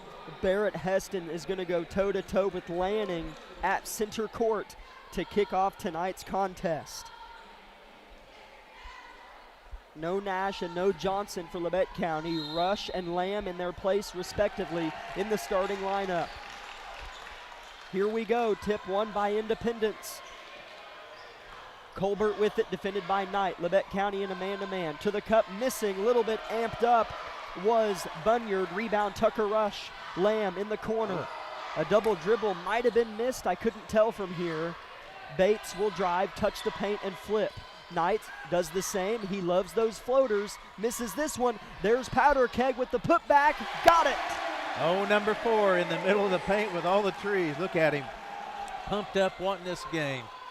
That was a great rebound, great putback, and now just trying to get his team charged up.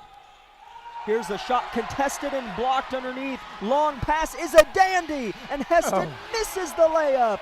Came in too hot. Yeah, and the ball came over his head. That was a tough layup if there is such a thing. It sure was. Colbert wide open for 3, buries the triple, and it's 3-2 Independence. Just a tremendous ball player. If he gets that look, he's going to make it a lot. So just applaud that. Lamb drives, bounce pass off the foot of Veely. Right to left, Bunyard with the basketball. Colbert at the top, head fakes and drives.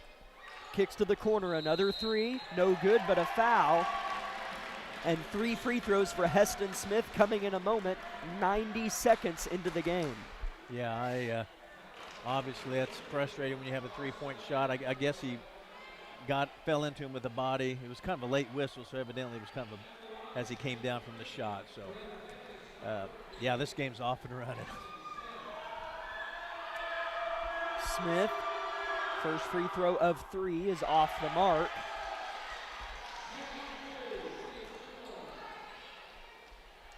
Good atmosphere here tonight on a Tuesday night. Independence, Labette County to kick off league play. Smith, his second of 3, no good as well.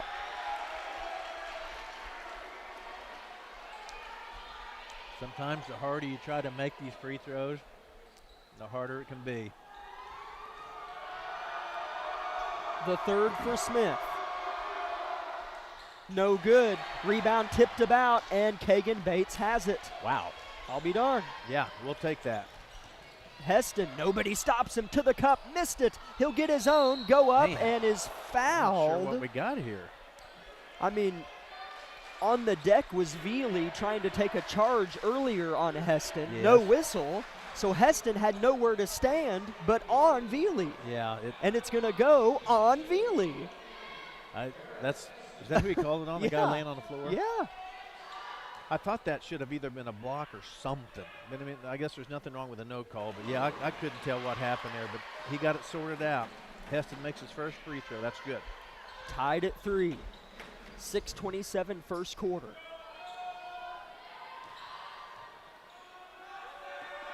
Second free throw for Barrett, rattles out, and Rush, oh man, that's one of those fouls that wouldn't have been called last week, but he has to know that, as Tucker just barely reached over the rebounder and is called for his first personal. Yeah, they're going to have to play clean, and our boys may or may not have watched the girls' game, but they're going to find out real quick. This crew right here is going to call every bit of that tonight.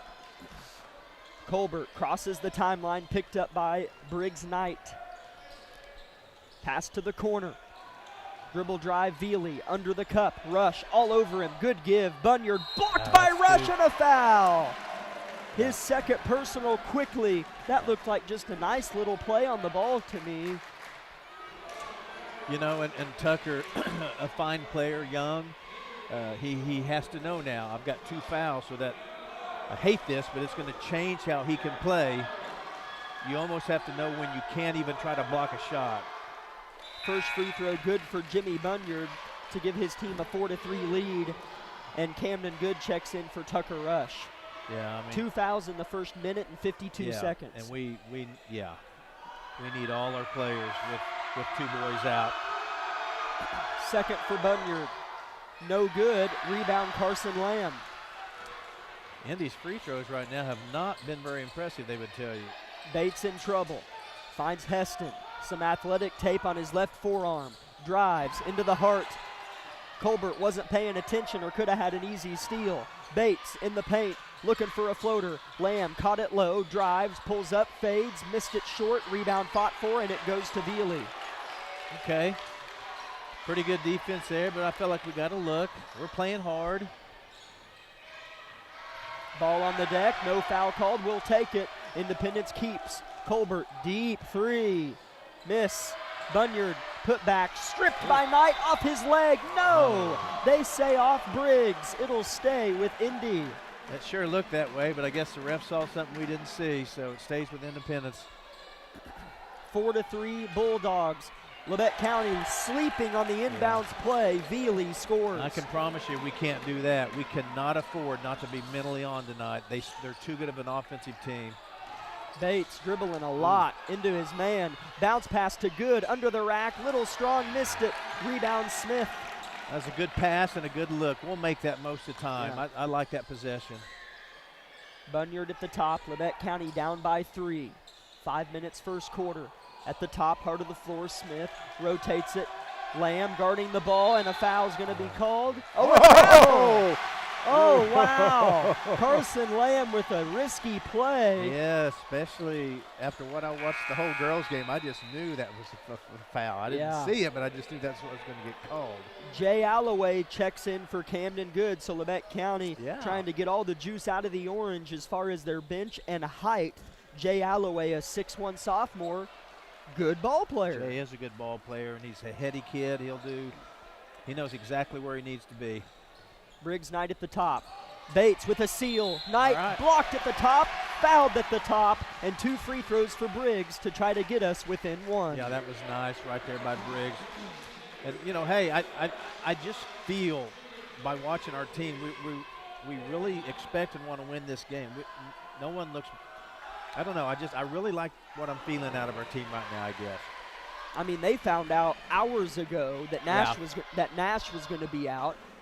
Didn't really expect Dylan to be out. Right. I didn't either. And, yeah, they haven't flinched here early. Second free throw for Briggs is missed. He did make his first, so it's 6-4 Independence. Labette County's got to get back. Indy's quick. They get a man on their hip. Short corner Jay, good from Veely. Yeah, what do you say? Went coast to coast with it, kicked it out, made a nice little shot. Bates, good backdoor. Knight has 2 people on him now. Heston, he'll try to shot create. It's blocked. Indy, right to left, Lanning. Stretches the floor, gets to the cup, misses. Bates on the board. Left to right, it's 3-on-4. He'll take it anyway. Ooh. That's going to be a charge. Yeah. Just tried to do a little too much. Yeah. And, I mean, how do you – yeah. Kagan Bates is such a competitor, but that was a good call. He just came in a little out of control. Labette County just 1 foul away from sending Indy to the line. 4 minutes to play in the first quarter, a long time. Lanning, deep triple, dies off the front of the rim. Alloway in good position, pitches it to Bates. 8-4 Bulldogs, 4 minutes first quarter. Yeah, Jay was in great position. That could have been over the back even, so. Heston dials into his man, gets by his man, gets up under, hoop and the harm. Yeah. Barrett Heston with a tremendous basketball play. You could tell how he was dribbling there. He wanted to penetrate. Wasn't that he didn't want to pass, he just wanted to score. So, again, we're hanging right there. We just want to kind of hang with them, stay with them, kind of frustrate them as we go, and make these free throws right here from Heston would be awesome. That's 2 personal fouls on Jimmy Bunyard, as that'll help maybe even things out if Indy found themselves in foul trouble. Barrett's and 1 free throw strong, goes to Lamb. Heston, kick out triple. Missed it short. There's Briggs though, and it'll go to Colbert. Boy, that would have been nice. Good ball movement from Indy, but it'll stall. Labette County recovers well. Lanning at the top. Heston makes him pull the 3 down. Here's a drive and a dish and a shot that's good. That's going to go on Cayman Sprague, who just checked in for Independence. Yeah, that was a pretty good offensive possession right there out of them. Here comes Heston. Pull-up jumper. Little off the mark there. So we just need to settle in here, down 10-6, and see if we can't get a stop here. Indy 10, Labette County 6. 3 minutes first quarter. Knight defending Colbert. Colbert caught sleeping. Bates on the intercept. Into the paint, adjusts and scores. How well was that? Kind of looked him off. Bates did, and then went up with the double pump and made that little bunny right there. 8-10, so we're right where we want to be. Labette County surprises teams with their hard work and effort. You can see it on their faces as we sit right behind our visitors' benches, and you could just tell that Indy's like, man, you're going to tell me you're going to try that hard? Yeah. And we're like, yeah, we are. I think, of course, I'm trying to put myself in their thoughts, but I think we do have them a little frustrated. I think, obviously, they know we have 2 starters out, and I think they should be dominating this team right now. I think they think they're just a much better team, and the fact that our hustle and just this integrity, intensity rather, has kind of got Indy a little on their heels right now. So more of the same is what we need. It's a well, they're about to play again. We should have taken a break there. Sorry, Amanda. Play's about to start again.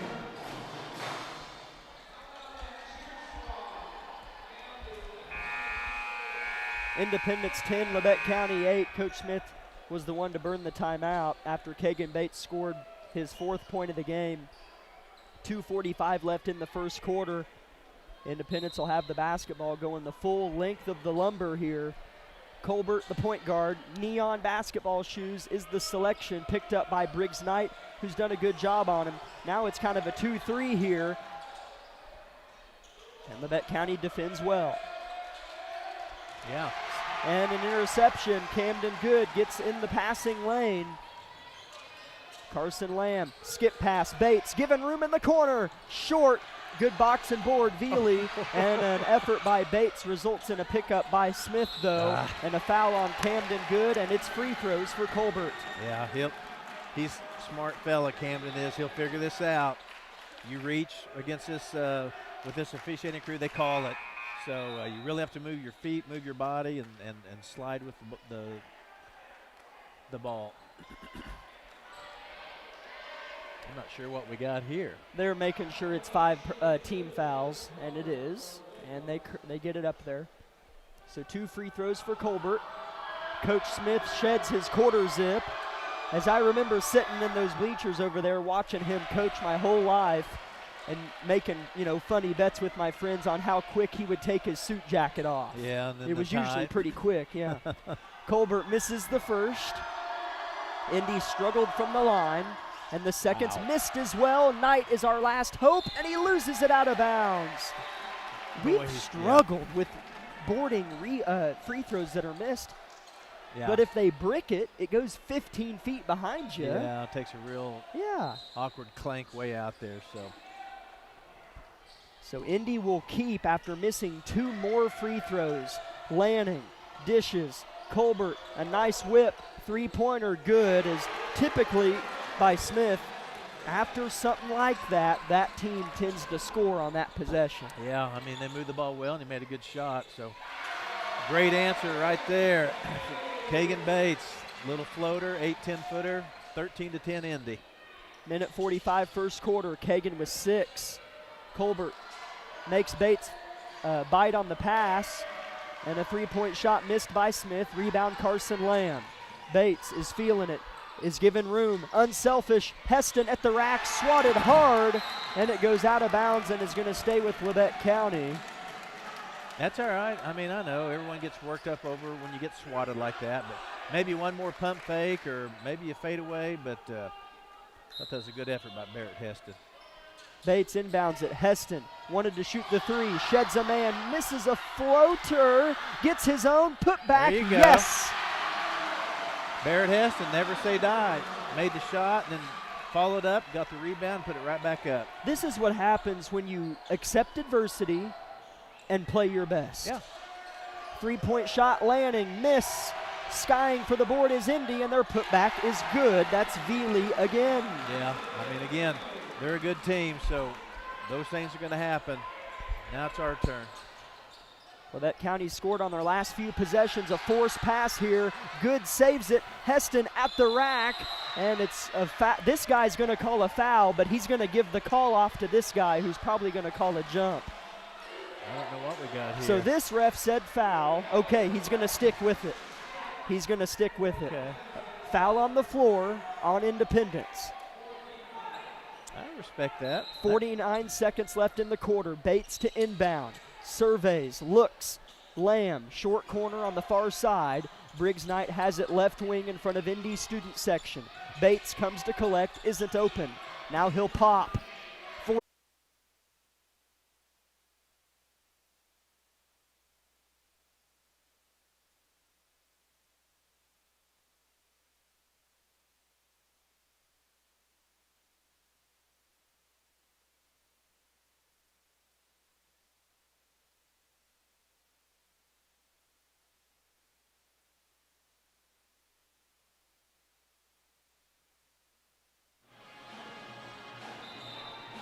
15-15 is your score with 8 minutes to go in the second quarter about to begin.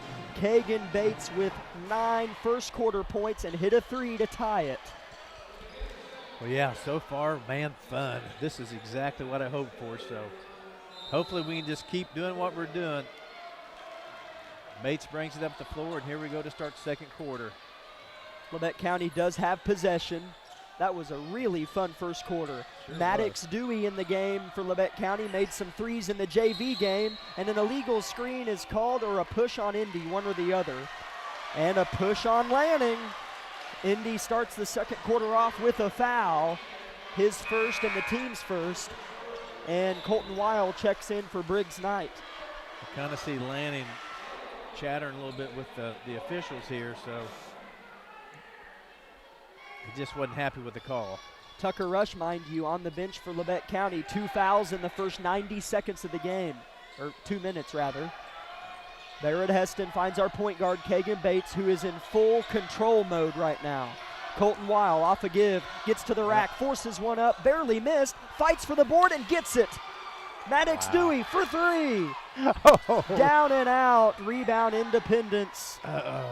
What a neat bunch of 5 we got out there, and they're playing hard together, playing well. Here's a steal by Bates, going back the other way with Weil. Has Colbert to beat, blocked by Colbert. Bates hits the deck hard, whistle and a foul. I couldn't hear the foul over the crowd, and that's the second team foul on Independence as Colbert smiles and laughs. He's being a sportsman about it. High five Kagan. It wasn't intentional, of course.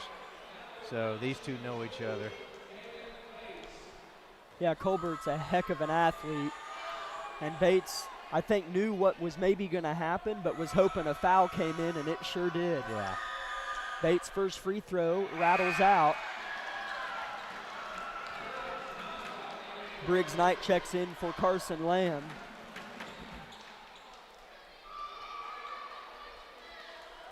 Yeah, Argebright's really going to his bench, going deep early, and these kids have stepped up and are really having fun with this and playing hard. Bates misses both, stays at 15. Lanning to the cup, call a charge, atta baby! Kagan Bates stepping in and taking one, and that is Independence's third team foul, just 50 seconds into the second quarter. Yeah, and that's on Lanning, his second. Know, and he's a great player, but that looked like a charge. I think that was the right call. Kagan Bates is something else. Yeah, he's got all the tools in the bag for sure. Coach Smith yelling for his defense to talk. Bates off a give, has to stop in traffic, in the paint, passes out, Briggs Knight, 12 seconds, shot clock to the cup, awkward floater misses, there's Dewey with the putback, barely missed it. Yes, great effort by Maddox Dewey underneath. I was happy with that possession right there. Now let's just defend. Colbert scores plus the foul, and Colton Weil's going to help him to his feet, and Indy has back a 2-point lead. Yeah, they hadn't scored for a while. Yeah, that's just a good play. Weil, I thought, defended as best he could, so yeah, that's just a fine play by a really good athlete right there.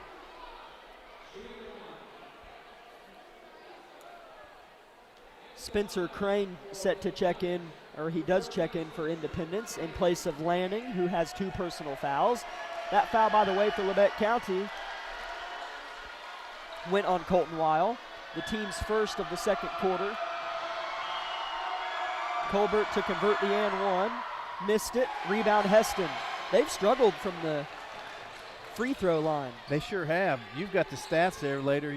When you have time, you can look at it, but they definitely have.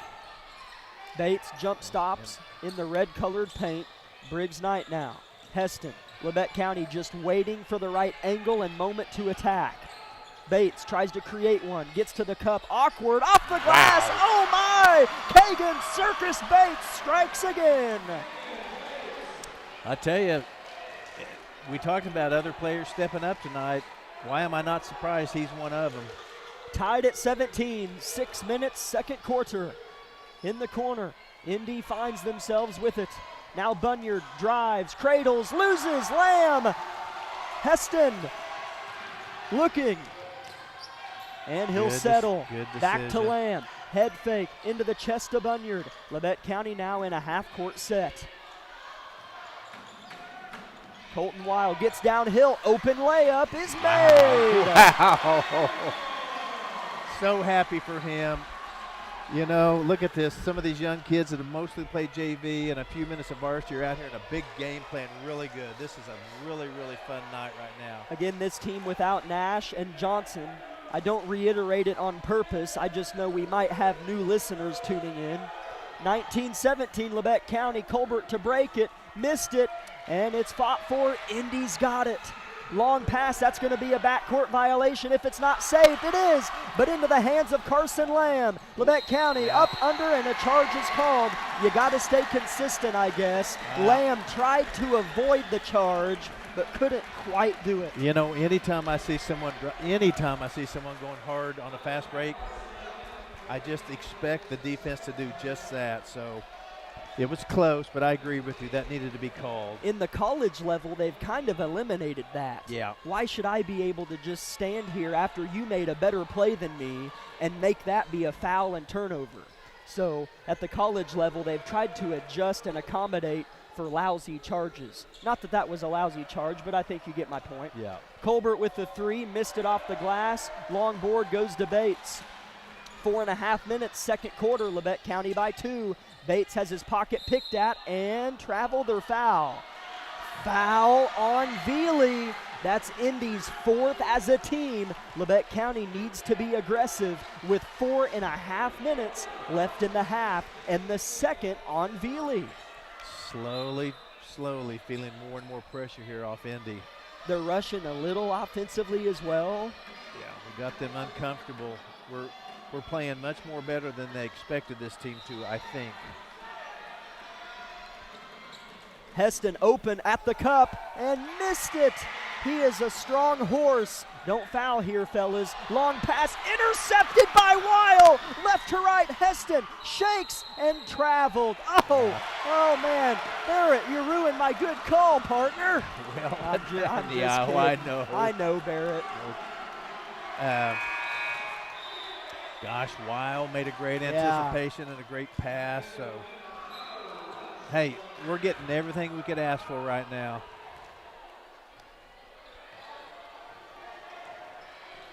Tucker Rush checks in for Carson Lamb, who sprints to the locker room, not sure why.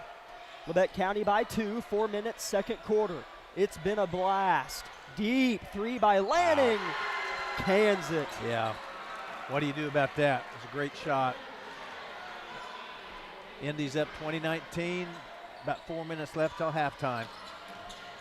Indy by 1. Bates touches the paint. Tough floater. It doesn't matter. Kagan Bates scores the turnaround J. So hard to turn that direction as a right-handed shooter and muscle the ball to the rim. Wide like open three for Indy. Doesn't count. Weil rebound. He's been great. Bates, nobody stops him. Loses it, and it's off of the foot of Colbert, and will be Labette County ball as Colbert looks at Coach Smith and says, yep, it went off my foot. Yeah, that might have been a little bit rushed, but what do you say? I mean, we've been playing hard and fast the whole half, and it's worked out, so I guess keep doing what you're doing. Lamb checks in for Weil, who gets a round of applauses from Grizzly Nation. Briggs Knight at the top of the key, 3.5 minutes, second quarter. Labette County by a point. Bates comes to collect, gets in the paint again, finds Knight. Doesn't shoot it, might shoot the floater. No, he won't. Has to get out of the paint and does. Coach Smith wants 3 seconds, does not get the call. 12 seconds shot clock. Bates, what a pass to Rush, who's fouled. What a pass by Kagan Bates. How slippery was that? Kind of, I'd have to watch it on YouTube I don't later. Even know behind the back bounce pass, and honestly, for Tucker, those are hard. You have to be. That's not easy to catch and go up with either, especially in there with all the bodies and legs. And you're not expecting it to come. Yes. Tucker's first free throw is a pure swish. Nice, good shot, good rotation.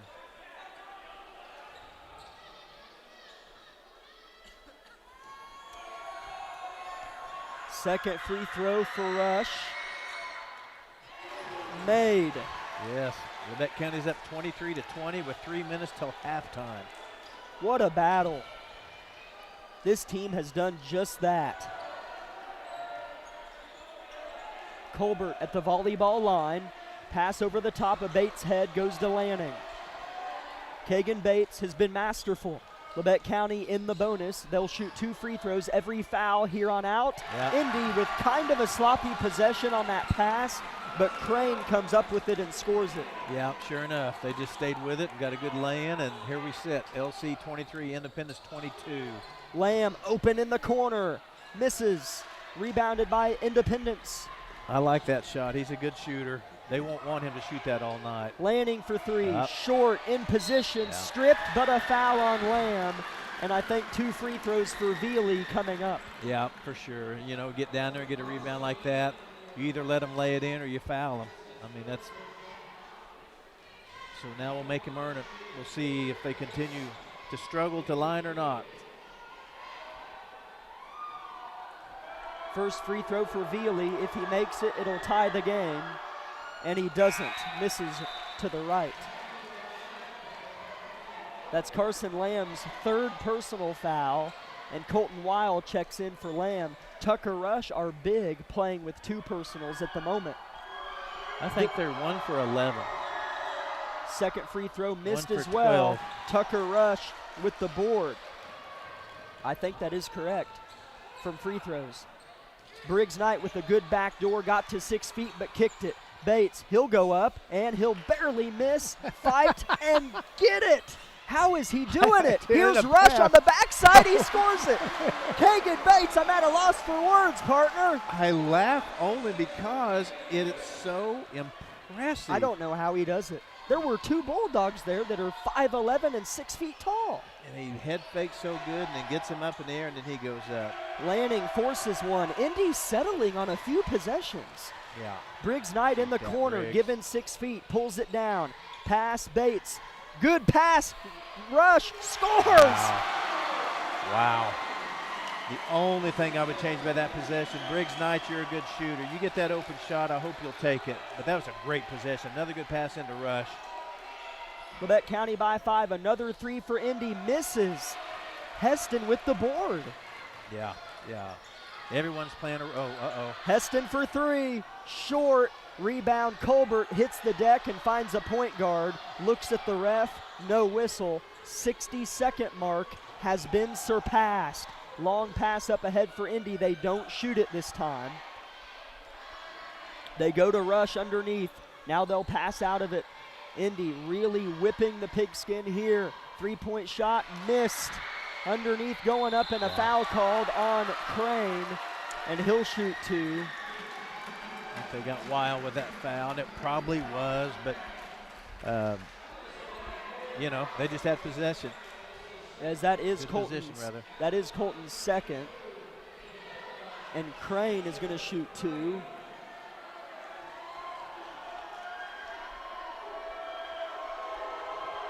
Crane's first free throw is no good. I think that's 1 for 13. Yeah, well, Or did I think it might have been 2 off. So they're 1 for 11 now, Okay. with 1 more coming from Spencer Crane.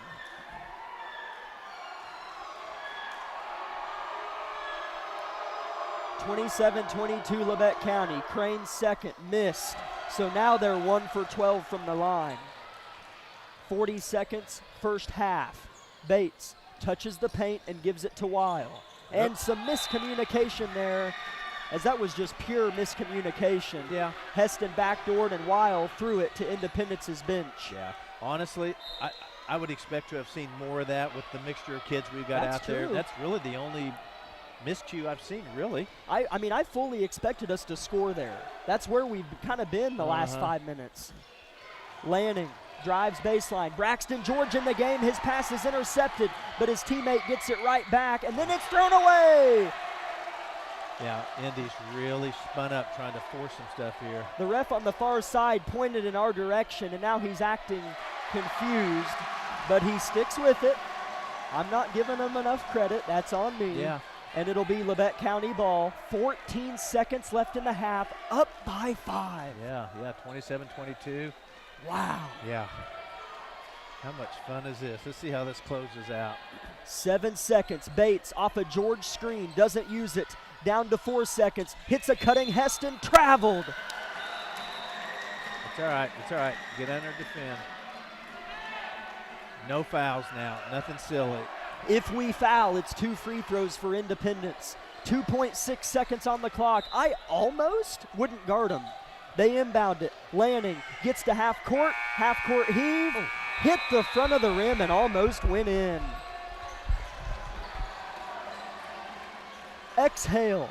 Goodness, what a half for Labette County. They lead 27-22 at halftime. And when we come back in 2 minutes, we will hear from Coach Vollmer of the victorious Lady Grizzlies from earlier tonight.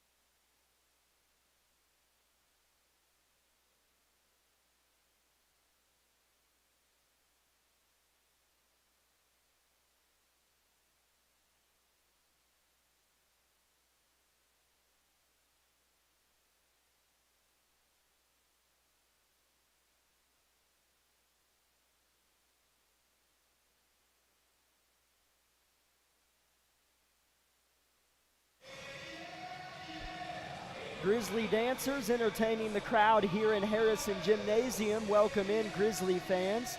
This is the Eye Care Associates of Parsons halftime show, and we're happy to be joined by Coach Brianna Vollmer of the Lady Grizzlies that won earlier this evening 54-27. 5-0 on the year, and now, of course, 1-0 in league play. What'd you see from your squad tonight, Coach? Good win. It was a good win. I was a little disappointed in how quickly, or not quickly, we adjusted to some things. We continued to allow ball to the middle of the floor and let 13 kind of eat us up a little bit. But we made some adjustments. We played hard. We had some kids come off the bench and play some huge critical minutes for us and really balanced scoring, and I think that's what we're capable of every night out. So I want to continue to see balanced attack, balanced scoring, continue to adjust, hit shots. That was kind of a thorn in our side from Saturday, is not knocking down shots and hitting layups. Our shooting percentage was absolutely horrible from the right block and the left block, so that's something that we really focused on in practice yesterday, and we converted a little bit better. We just got to continue to get better with our defense and locking things down, and I think our effort was there. It's just we got to be basketball players and basketball mentality. Yeah, you mentioned good depth tonight. 7 different scores, 6 of them had 6 or more points. So a really good bunch of scoring there. What'd you see from that bench tonight? You know, Keely Goods played well the last couple of games, has seen some shots go through, and some of your depth pieces scored 8-9 points tonight. Yeah, I think that's critical, you know, and especially with the minutes that they played tonight. Keely's come in and done some great things, and I think Keely's starting to kind of realize what her role is, and she's going to find herself more and more on the floor if she can continue to play tough defense, keep her kid in front of her and contain, and then knock down open shots, and that's all we're asking from her. And so it's critical that we have kids that can come in and play a minute here, 2 minutes there. We got a little deeper with Jaden coming back. We're going to be smart with her. I think it would be silly of us to come off of a little bit of banged up knee. She was completely cleared with her MRI, and so to throw her into the Wolves after not having any conditioning or any practice like that would be kind of silly of us. And then we just had some kids step up, do some great things. I think Maddie Bevins finally hit some shots. She's been kind of beating herself up a little bit. But we're going to continue to get better. We're going to continue to have balanced scoring. And when our defense is what our defense is, I think it's going to be opportunity for other kids to continue to score. When we're limited to the half-court set offensively, we'll see some more lopsided, one-sided things. But our game runs through our defense. We're going to continue to spread the ball, get points from that, layups, and hopefully our shooting percentage continues to go up. Sure, and you had 37 points between just the second and third quarter alone, which is almost kind of what we had been scoring the first 4 games of the year. What went right during that second, third quarter where the points were coming in pretty good? I think we just made some adjustments. We got some deflections, knocked some ball down. We didn't allow them to do what they wanted to do. We continue to fly at them, and we knew they're not great, amazing ball handlers, so we want to fly at them as shooters and take away the thing that they do best and force them to put the ball on the deck. And so when we force the game of basketball, we kind of struggle a little bit, and I think we just let the game come to us. And then offensively, we continue to facilitate, share the basketball, and I think we're going to continue to get better at that.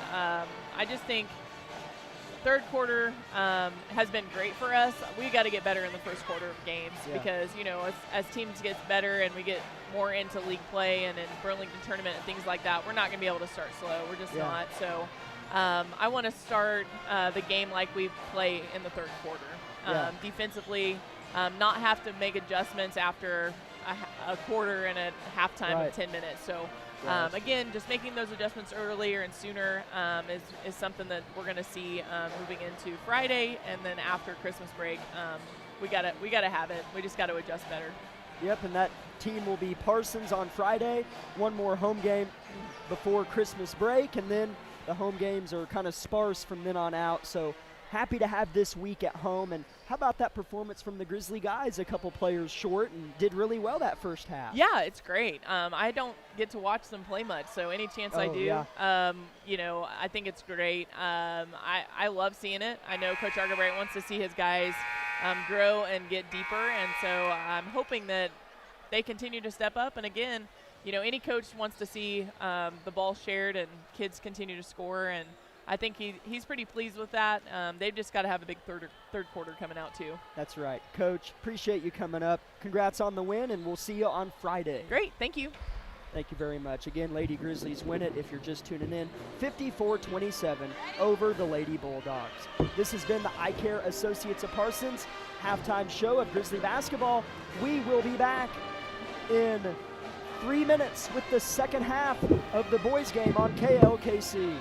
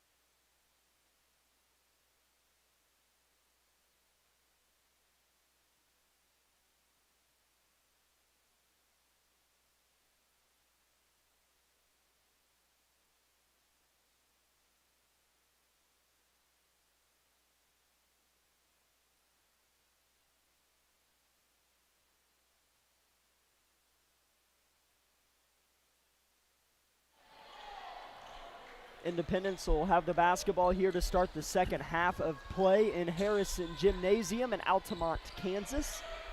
Deep three for Lanning is put up and missed. Rebounded by Briggs Knight here. Labette County leads 27-22. Halftime stats will come in a moment. Travel on Kagan Bates here.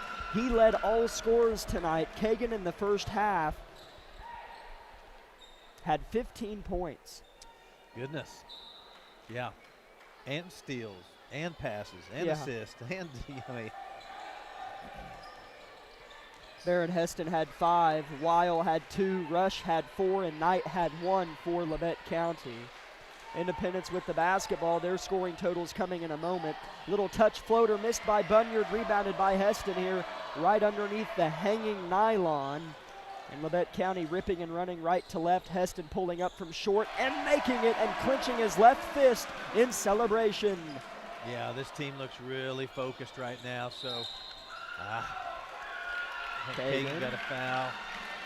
What's that on him? Is that his second or third? If it's his second, that's pretty good. Yeah, it's his second. 6:48 to go in the third quarter. Labette County by 7.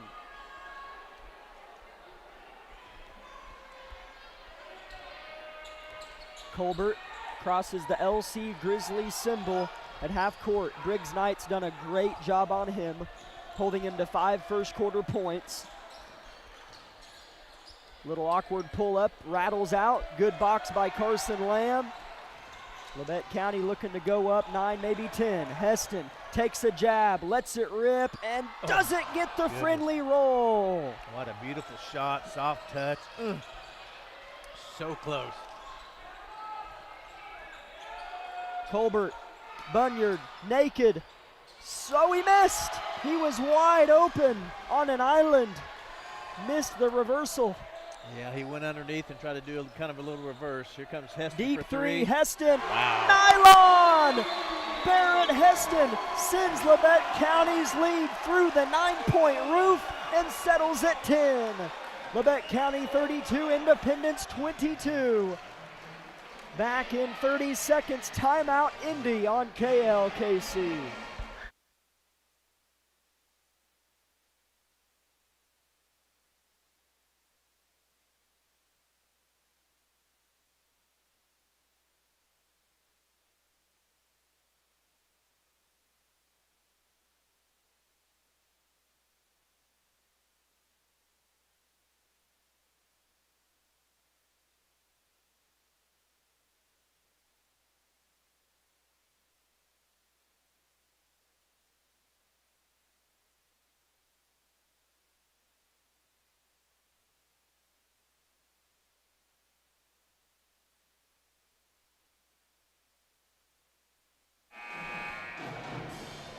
Barrett Heston ignites Labette County's lead to 10 points, 32-22. We'd like to thank a few sponsors for allowing our broadcast to happen. That includes Labette Community College, Forbes Hoffman Funeral Homes, Clemens Insurance Agency, Labette Health, Woodworth Enterprises, Tank Connection, Carson Wall Funeral Homes, Commercial Bank, and Labette Bank. So far, we came out of the halftime just like we went in, still on fire, playing good defense, and, man, we look confident. Coach Vollmer said that the start of the third quarter would be important. Colbert for 3, short, goes right off of Tucker's face, and the ref, I don't think, saw, so Tucker should have acted like it didn't hurt, which it probably did, and tried to fool the referee. It's you don't expect an air ball, and he was trying to get position and just was on him before he knew it. Colbert in the corner, fades, fires, and hits. Yeah, nice little float jumper by Colbert. So now we got an open shot down here with Lamb. Lamb misses the 3. Independence left to right, only down 8 now, looking to make it 6, and they do. Jimmy Bunyard.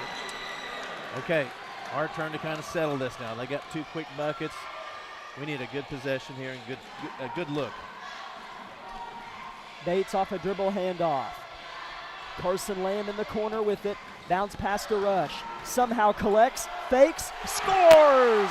Mount Rushmore scoring in the paint. I tell you, that was a good bounce pass in there, and he stayed with it, stayed strong, head faked, and went up. She's doing such a great job, Tucker Rush.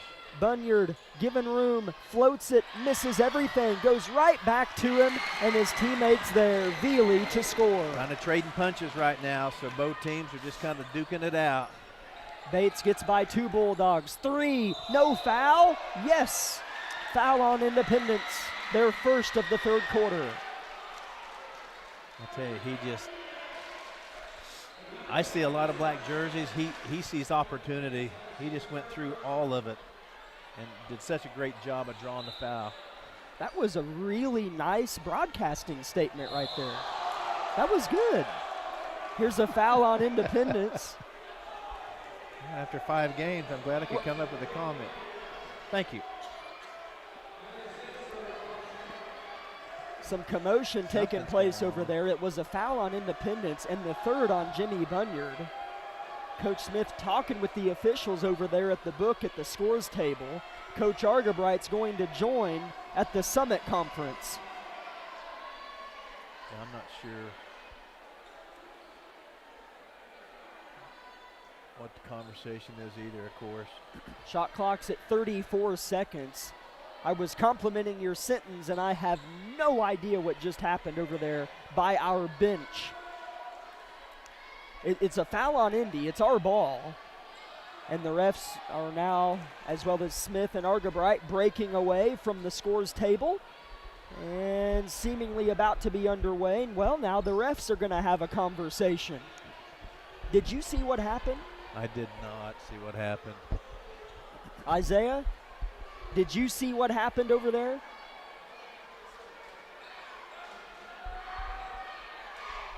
Isaiah doesn't know. I don't know. You don't know. All God's chill don't know. Now we're going to reference Andy Griffith. Well, when you give me 45 seconds of nothing, I'm going to make my way back to an Andy Griffith Show reference at some point. Well, the buzzer sounded has to be a sign of progress, and now a sub for Indy as Bunyard's going to be pulled with 3 personals, and in for him is Spencer Crane.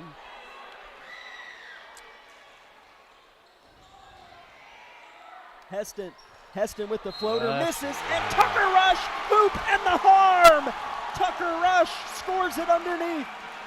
And this kid's a sophomore and such a mild fella, you know, just goes about business, doesn't he?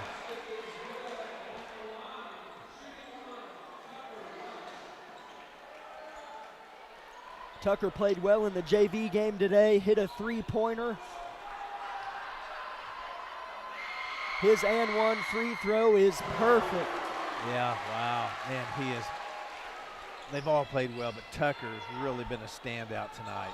He's up to 9 points. Labette County playing defense. Up 37-28, 4:15, third quarter. Labette County gets a strip and a steal. Rush with a good heads-up play to corral. Right to left, the Vampires can smell blood. Heston eyes down his prey, drives, hangs, misses, rebound out of Indy. Labette County ball. Yeah, wow. I heard a lot of whistles. Oh, they're discussing it. It looked to me like it was off Indy, but oh yeah, it was 100% off Indy.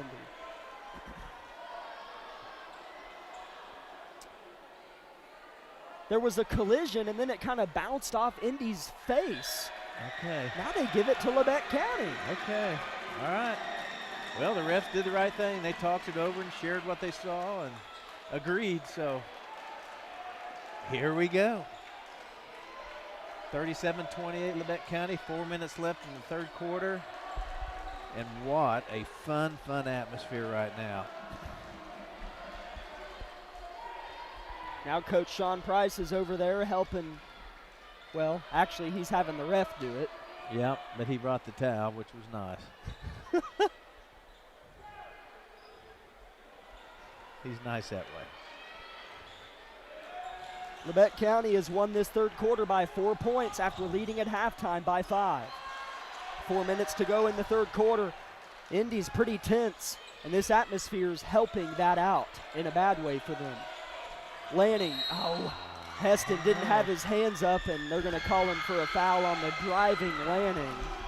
Yeah, that's tough. Yeah, those are tough. When the ball handler just kind of takes it to you and you slide with him and there's a little bit of contact, it's a tough foul to swallow. Colbert given room by Briggs. Lanning trying to do something, launches a deep one that airballs on the baseline, out of bounds. Turnover, Independence. Yeah, now our student section and everyone's getting into it, so Lanning seems to shake that off. But, wow, big opportunity here for the Grizzlies. I'm telling you, I'll say that later. Labette County up 9, 3.5 minutes, third quarter. Heston drives with his powerful right hand, faces, pass, rush on the block, works, hook shot, good! Wow. I'm seeing confidence just grow and grow and grow in this young man, Tucker Rush, tonight. He put that ball on the floor and took it to him. Lamb flirting with a foul. Darn it, he's going to get called for one. That's his fourth, if I'm not mistaken, and Kagan Bates and Briggs Knight support him, and he'll sit down with 4 personals. And now you bring in a really good point guard in Jet Stig. Yeah, this is his first action tonight, right? Yes. Okay. Yeah, I bet we played 9, 10 kids tonight, which is awesome. Labette County up 11. Colbert, one-hand bounce pass Lanning. To further my point, Indy seems tense because they really don't feel like they should be losing at all. And here's a layup off the backside that's good by Crane. Yeah.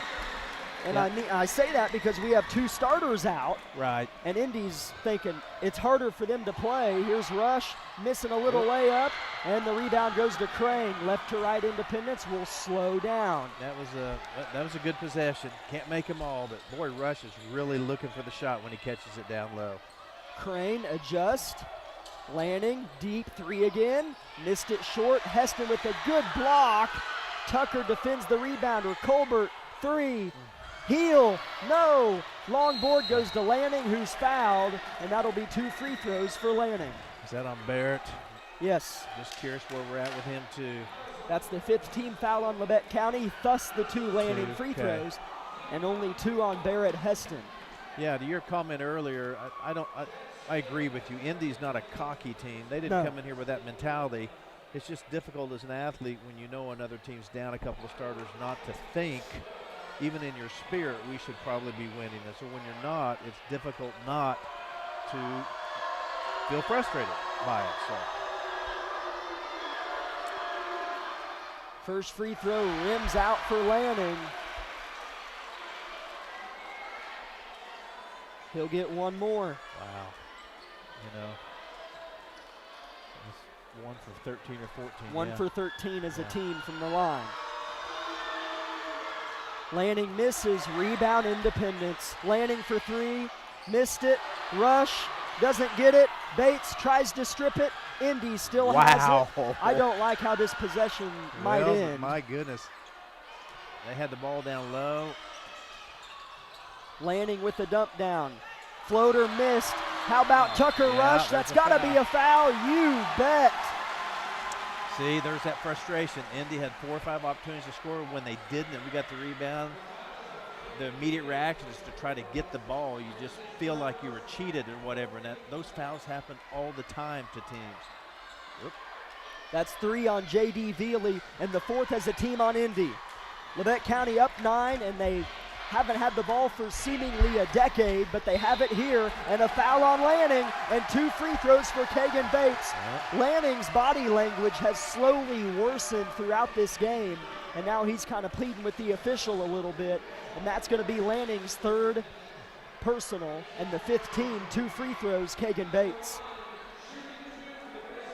Yeah, for sure. Yeah, he was trying to he had a smile on his face, but he was just trying to question the official a little bit about how he fouled him. After the game, I'm curious to know the free throw differential. That's got to be worth 10, 12 points. It matters. Bates makes the first, and his second's good as well.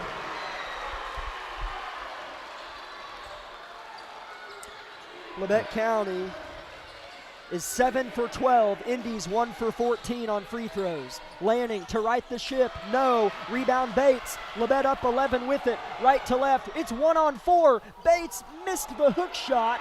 Lanning slow to get up. And Indy's going to take their time getting back.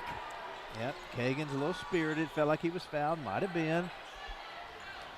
Here's a pass somehow caught by Lanning, and his reverse is good. Yeah. He's been trying to take over, and he did there. He's got 5 points. Yeah, I saw that coming.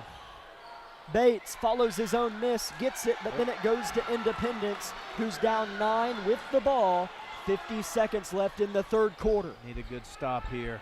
Lanning for 3, got it.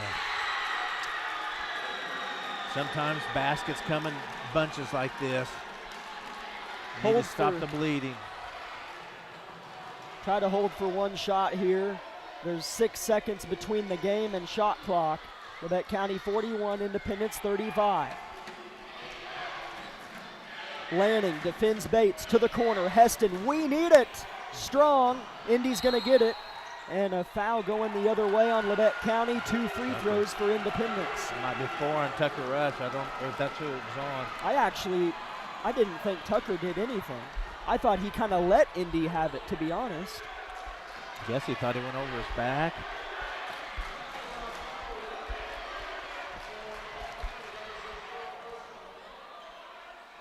That's 3, okay. As Tucker had 2 fouls in the first 2 minutes and has done a good job since then. So 2 free throws here for Independence on this end, and the first one's missed by Sprague. Unbelievable. 1 for 15 now.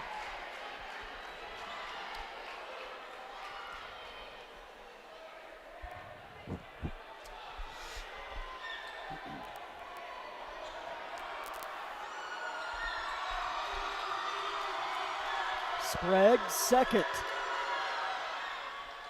Good. Wow. He's got 3 points. Labette County up 5. There's still a whole nother 8 minutes left in this thing. Bates gets to the rim, shakes Lanning off, scores the lay-in. He's got to get back. Yeah, 8 seconds. Indy's going to go. 7 seconds. Nope. Lanning with it. 3 seconds. He's going to shoot it. Bates pokes it away. No foul, and then they bail him out late.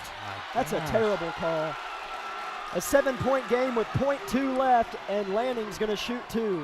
Had a bad feeling about that. Lanning was taking it to him, taking it to him, taking it to him. You try to hold your own. Is that 4? Or 3, I'm sorry, 3 on 4, okay. With .2 left. Lanning's first free throw is no good. And he almost walked all the way to the half-court line. And now Lanning reapproaches the free throw line, and the Labette County student section is eating it up. Yeah, there's a...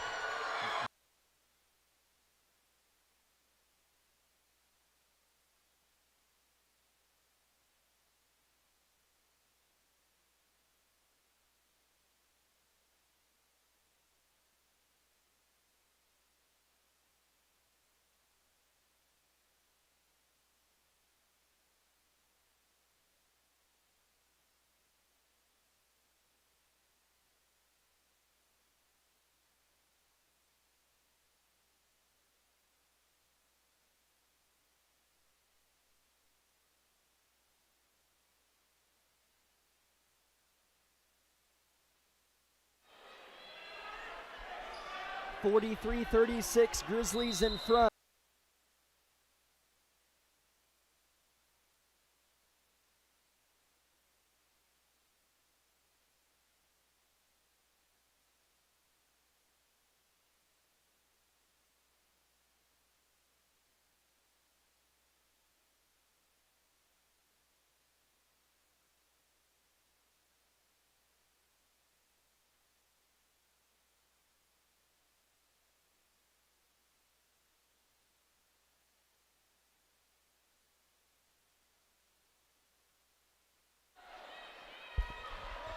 Labette County 45, Independence 38.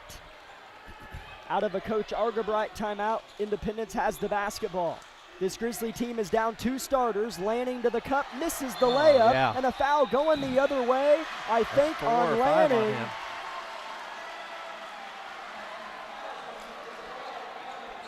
And that is his 4th.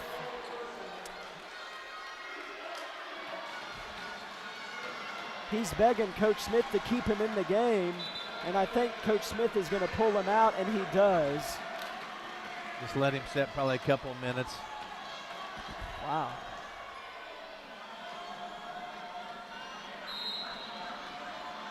Briggs Knight to throw the ball in, holds it high above his head. Indy pressing, long passes caught by Bates like a receiver. Bounce pass, rush, leans, and scores! Wow, left-handed little touch shot. Kagan Bates set that up. We have to defend, though, because Indy's, they're getting kind of, as the clock ticks, they're going to really start pushing.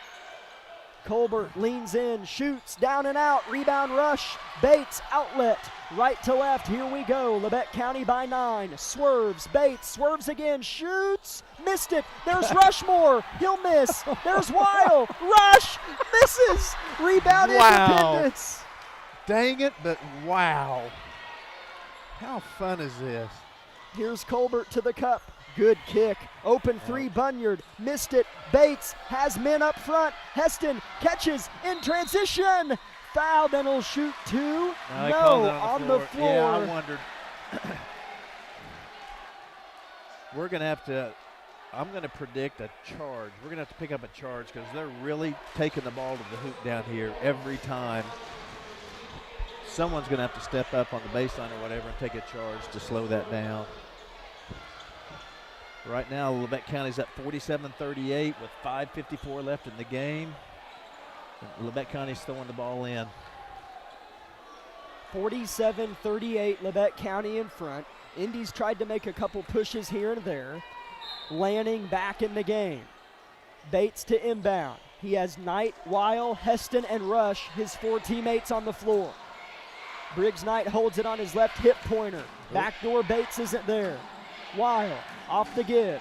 Left hand floater, too strong. There's Rush. He'll keep. He might travel. Yeah, that's a good call. Yeah. Good call. Yeah. That was a great move by Tucker. Yes, One dribble would have been perfect. Yeah, all you can do is applaud that. Those things are going to happen as you come along. Playing hard, playing fast, playing with emotion. Yeah. Timeout Independence, Labette County by 9. Bulldogs will have it in 1 minute when we return on KLKC.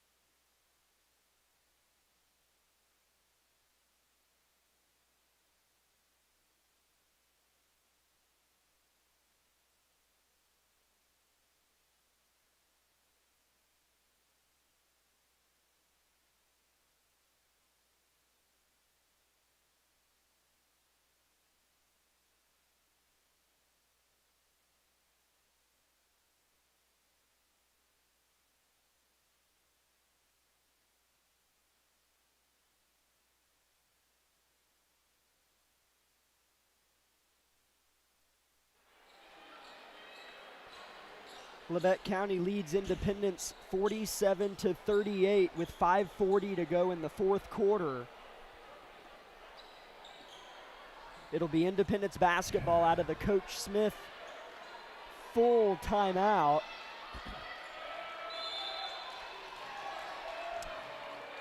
All right. Gosh, what a game.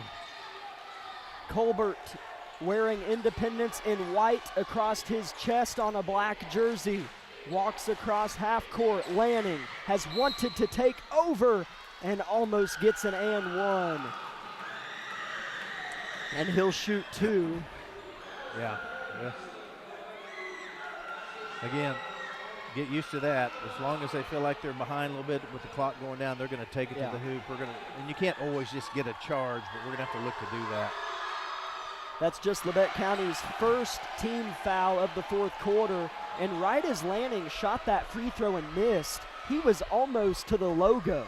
He just shot it and instantly started walking backwards. Yeah, he's in a different headspace right now. Well, it's the equivalent of golf of missing a 3-foot putt 2 or 3 times in the day. Oh, tell me about it.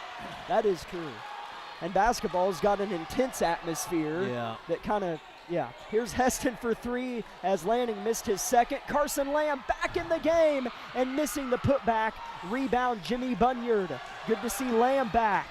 Bunyard to the cup, and a blocking foul is the call. And Bunyard's going to shoot 2. That's the right call.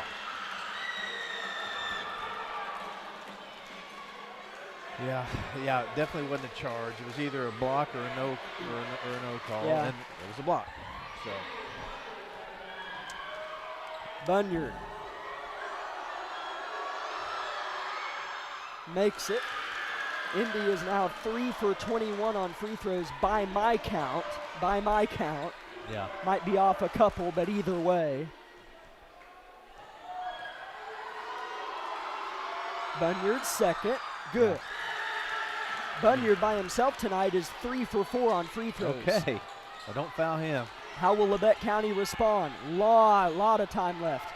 Labette County 47, Independence 40. Bates sheds a man, shoots and scores. Timeout, Coach Argabright. He wants a full timeout. Take that. Wow. Kagan Bates has had a great night. He has 21 points in tonight's contest. Let's take 30 seconds and thank some sponsors on KLKC.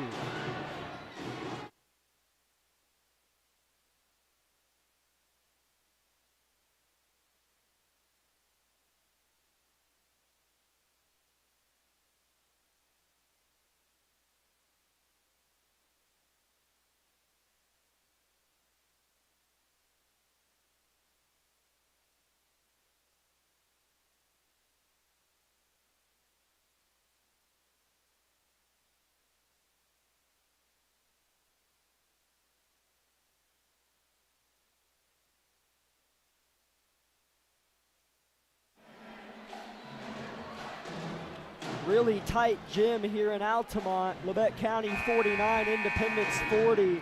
The 5 on the floor donning the Grizzly uniforms are Briggs Knight, Carson Lamb, Colton Weil, Barrett Heston, and Tucker Rush.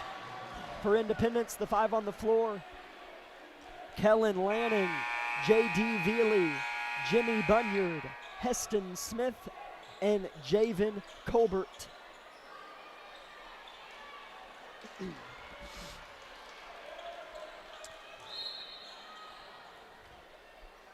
Independence inbounds, and the final 4:50 starts to melt. Labette County student section packed to the brim. Colbert drives and kicks. Lanning calling for it. Smith, he'll drive. Lamb on him, shoots and scores. Yeah, got that one to fall. So Briggs Knight has it, bring it up the floor. See what Labette County has for an answer on this possession. A 7-point game again. Here's Barrett Heston. Labette County's team has a lot of calm characters as far as personality, and that helps in moments like this. Heston with a deep 3, missed it short. Colbert on the run out, fumbles it, gets it back. Lanning, offensive foul. He's out. That's his 5th foul. I don't know if I saw that one too much.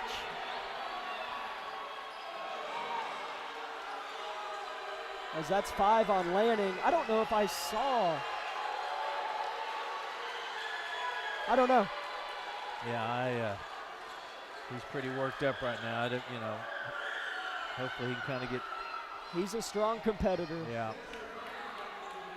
Good player. 4 team fouls on Independence this quarter.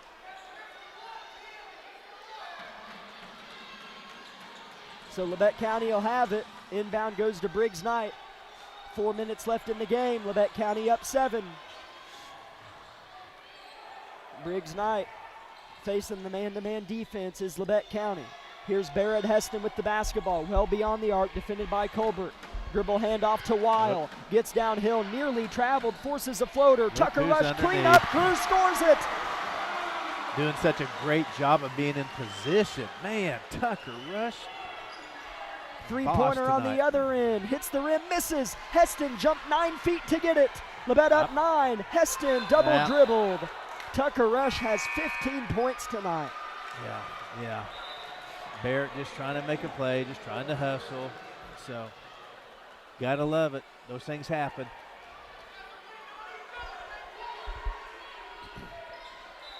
Starting to hear some Indy fans behind us. So things are heating up with 3 minutes left. I know. I'm going to try to get as small as I can over the next 3.5. I do not want to be seen by anybody behind me. Wow. Here's Bunyard getting to the rack and scoring. I tell you, he stepped up for Indy here lately. He's a good player. Here's Bates on the inbound. Gets by one man, and a travel is called on Kagan. Colbert thought he was getting called for a foul there. So, okay. This is classic. Yeah. Indy, Labette County. Yeah, 7-point game. Labette County's up 7 with 3 minutes and 15 seconds left in the game. Colbert's going to catch the inbound here, thrown in by Spencer Crane. Kellen Lanning out of the game with 5 personal fouls. Labette County up 51-44, 3 minutes left. Colbert to the cup, contested well, missed, rebound Heston. Labette County finds Bates up ahead, across the half-court stripe. Stutter step and drive to the cup, right hand layup, good! I can't believe this. Oh, and he stole it.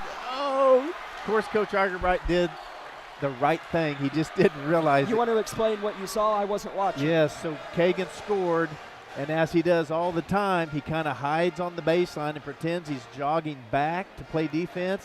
Then he spins on a dime and steals it, and he stole the inbounds pass and was right there for the lay-in. But Coach Argerbright had already called timeout right about the time he stole it, so Kagan was just not frustrated, but you know how it is. So, yeah, gosh, 53-44, yeah, 6, 7, 8, 9-point lead for the Grizzlies, 2:53 left. What an amazing high school basketball game. How about Tucker Rush tonight? 15 points, has been in the right place at the right time, and has learned from his early 2 fouls and has changed the way he has played in the best way possible after those 2 early fouls. I'll make a prediction for you. Tucker Rush's JV minutes are going to start dissolving. Yeah. I mean, several of these young kids that come on tonight and played awesome, so. Really nice impressive player. 53-44, Labette County in front. 2:45 left in the game. The minutes, the seconds are becoming smaller for Indy. Bunyard to the cup and a foul called on Labette County. Kagan. I think it's going to get called for it, yeah. That's just the 3rd team foul on Labette County, and that's 5 on Kagan. He'll check out.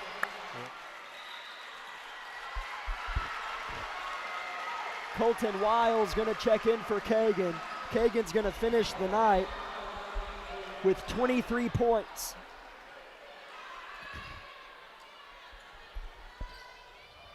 Yeah, what a game. What a year so far for Kagan.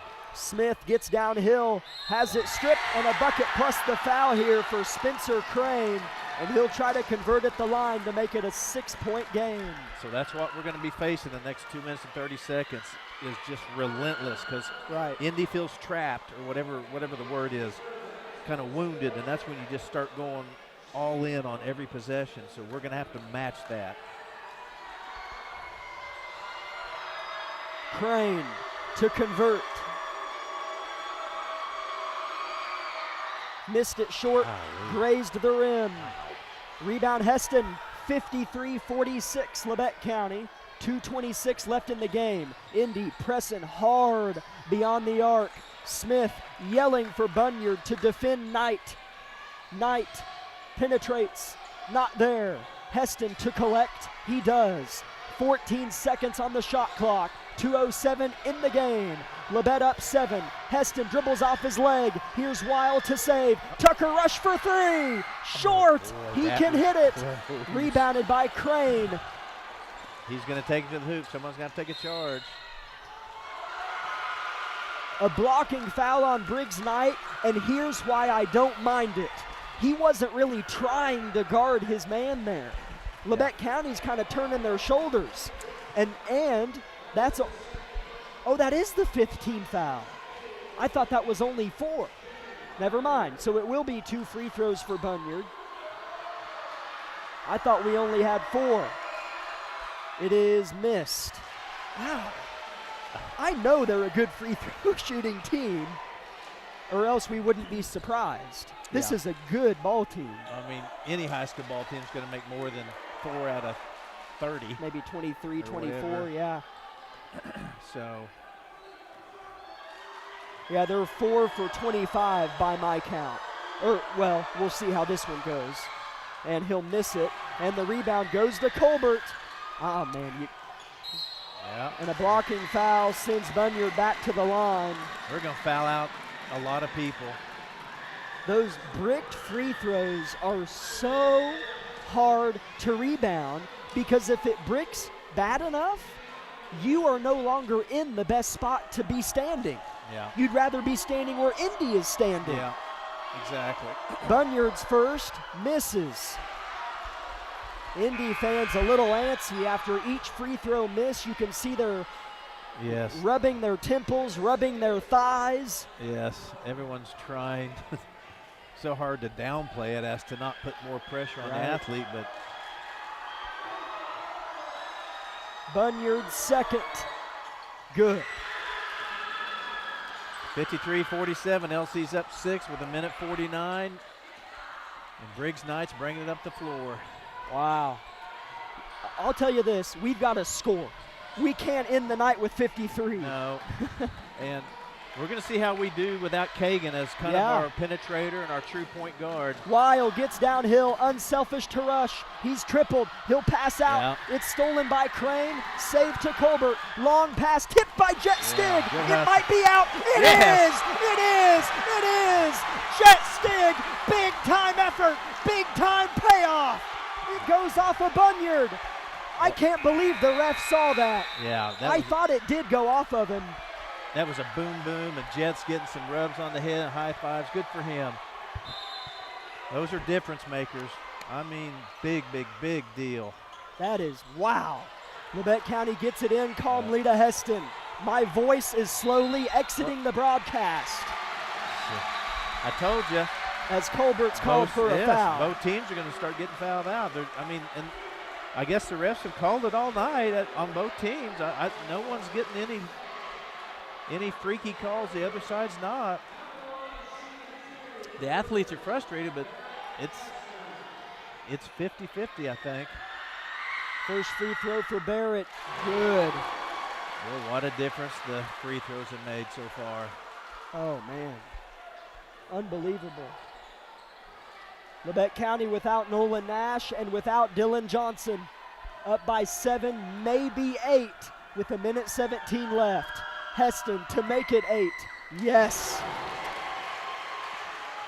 Wow. Okay. They're coming to the hoop, so here we go. Bunyard drives, Bunyard scores. Timeout, Coach Smith. I'd almost rather play suffocating defense. I know. And if you're going to let them score, might as well foul. This is kind of like the prevent defense in football that I'm not suggesting we foul every time, but minute 8 left. Labette County 55, Indy 49. What a ball game. Labette County led by 5 at halftime. And then outscored Independence by 2 in the third quarter to lead by 7 going in to the fourth quarter.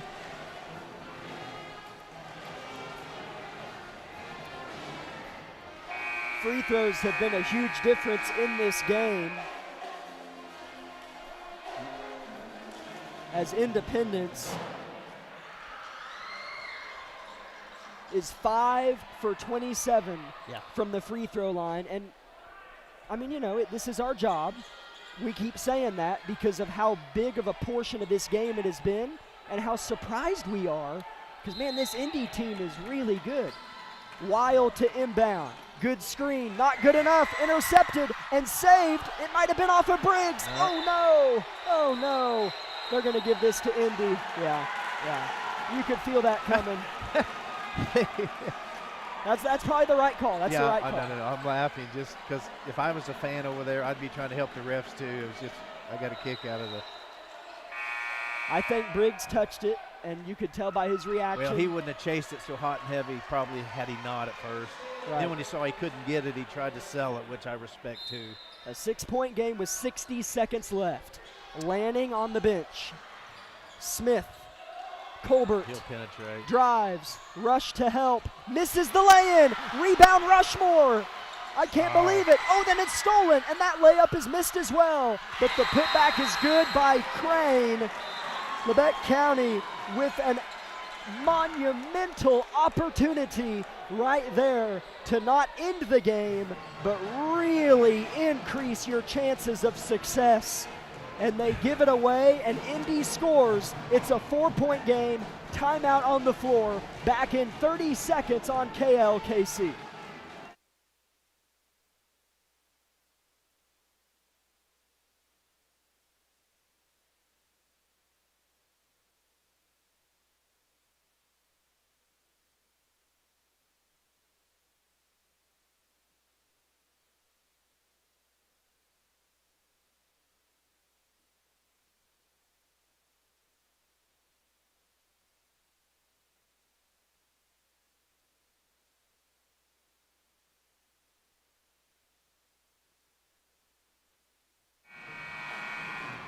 Amanda, I love how no matter intense or down Grizzly basketball or the broadcast might be, your voice is just the steady ship that reminds me I need to ground myself. Just calm, cool, and collected is our board op. Amanda back at the station. Thank you very much, ma'am, for making our voice heard, or what's left of my voice. Labette County 55, Indy 51. Labette County to inbound the rock. Briggs Knight to throw it. He'll look. He'll find Jet Stig. He'll try to give it back to Briggs. He'll fake and keep. And then he'll have it stolen, but he'll keep it alive. Here's Briggs. And what do we have? A timeout. Coach Argabright, as a 10-second violation was approaching. What say you? So I didn't pick up on that, I guess maybe, but so does that a timeout completely resets that? Here's why I'm kind of stumbling around here. I heard a really good the 10-second. Yeah, I heard a good comment. I think it was last year about maybe changing that rule. If you call timeout, you get time in with 1 second left in the 10-second violation, or you can't just reset your. I see.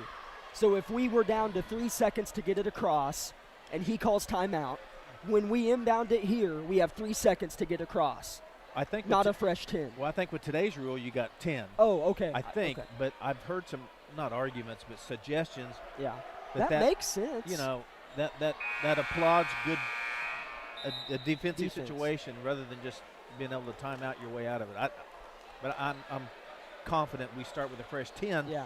But we got to get the ball in, and Indy's right now playing like that wounded dog. You know, they're down 4, 39 seconds.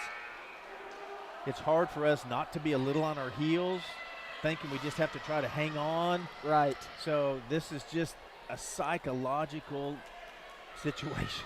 When we were up 53-47, you and I both said we're going to have to score. Yeah. And we only have 55, and Indy's coming back. Yeah. Focus on trying to get that point total higher. Knight to inbound. Good play. Goes to Jet. Stig with it. Gives it to Knight. He's got to go. And he gets across. 20 seconds on the shot clock. Indy's going to have to foul if Labette can hold long enough. Barrett looking. Rush under the cup. Throws out of it. And a travel called on Tucker. Tucker gets a little pivot happy, and that's okay. Yeah.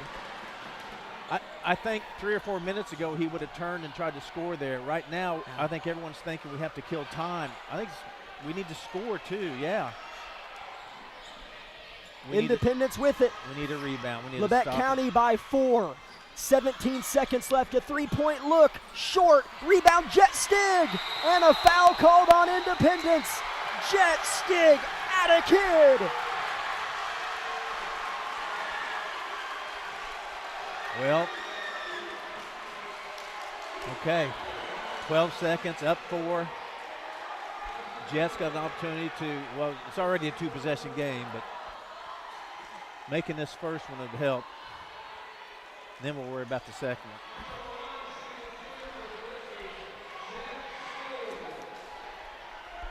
Jet Stig at the line. He has been great. First free throw, good. This Labette County team is without Nolan Nash, without Dylan Johnson. Who do we have on the bench with fouls? Kagan Bates. Yeah. For the last 2-3 minutes. Jet Stig, second free throw, missed. Rebound, Indy, down 5 are the Bulldogs. 9 seconds left, and a foul called on Briggs Knight as Colbert seemingly created the contact, but Briggs is going to be tagged with his 4th and 2 free throws here for Colbert. That's your and I's favorite rule. Yeah, and I guess that's what good players do. He obviously leaned into, and that's just tough to defend. And the free throws missed by Colbert. That was a big deal. All throughout Indy's flaws, all throughout our foul trouble, our injuries, I haven't seen any 5, 7, or 8 of our players complain, flinch, or try less. Second free throw is missed, out of bounds on Indy. How about just the mental stability of the 8-9 Grizzlies we've seen tonight? Yeah. Off the charts. Yeah, it has been. Ball goes into Jet Stig. He's going to be harassed. It goes to Briggs. The buzzer sounds, and your Labette County Grizzlies win it at home over Indy.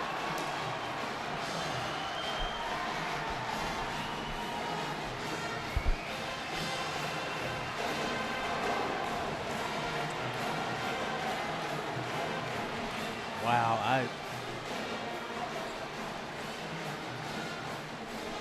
56-51 is your final.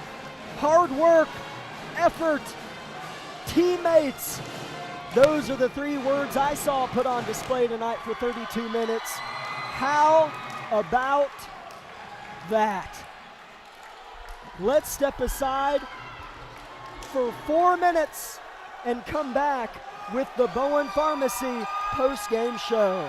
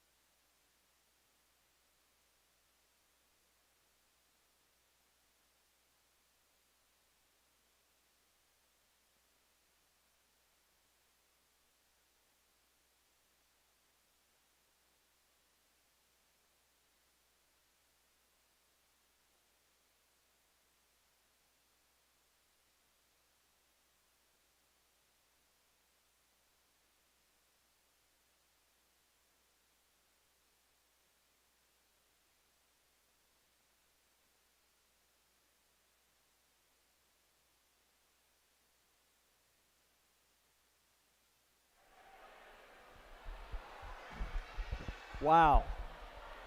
That's about the only word we've been able to say the last few minutes. That was a great performance from our wounded Grizzlies, but you would never guess it.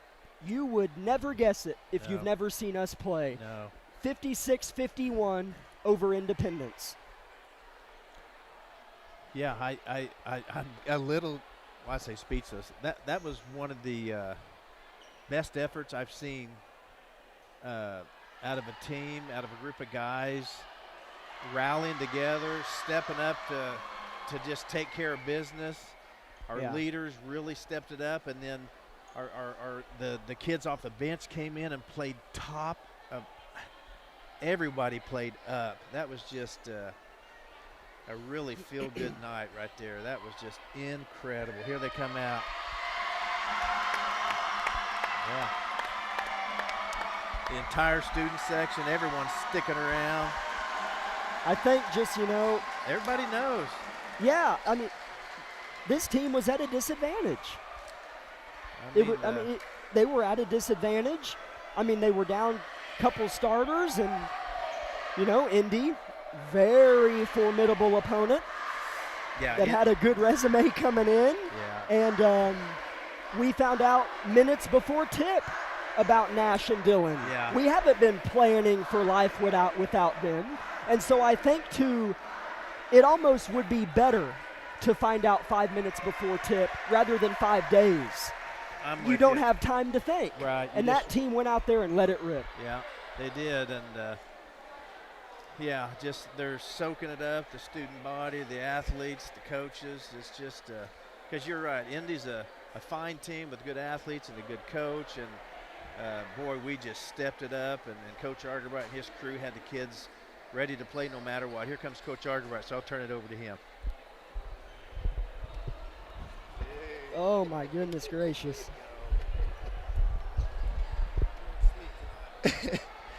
Coach, you can probably hear by how my voice sounds maybe how that game went. Yeah, mine's not too great either. So I didn't have a voice before the game started, so I've really lost it now. Sound like the Elm Haven podcast up here. Coach, I'm struggling to kind of put things into words, so I'm hoping that you'll help me. No Nolan Nash, no Dylan Johnson. One of those things that kind of came late notice a little bit, right? Yeah, I found out during the JV game that we wouldn't have Nolan. Okay. He was throwing up about 6th through 7th hour into the afternoon, and then he just wasn't right. So parents came and told me, and, I found out during the middle of that JV game. So, let me kind of walk you through it. So in the middle of the JV game, you get 6 quarters a night, and I had one, because Dylan was out, I had one guy that played 3 quarters in the JV, and then on the rest of my bench, I had guys with 2 quarters only. Oh, my. So going into it, we had no one on the bench with 4 quarters. No one. Wow. Not a person. And I know you played for me. You know what I'm talking about with that. Yep. You got to kind of manage that. So to find that out in the JV game, and then, we're down Dylan 2. Kagan fouls out. We played 12 guys tonight. I just can't say enough about these guys. I told them locker room it's probably the best win I've had as a head coach.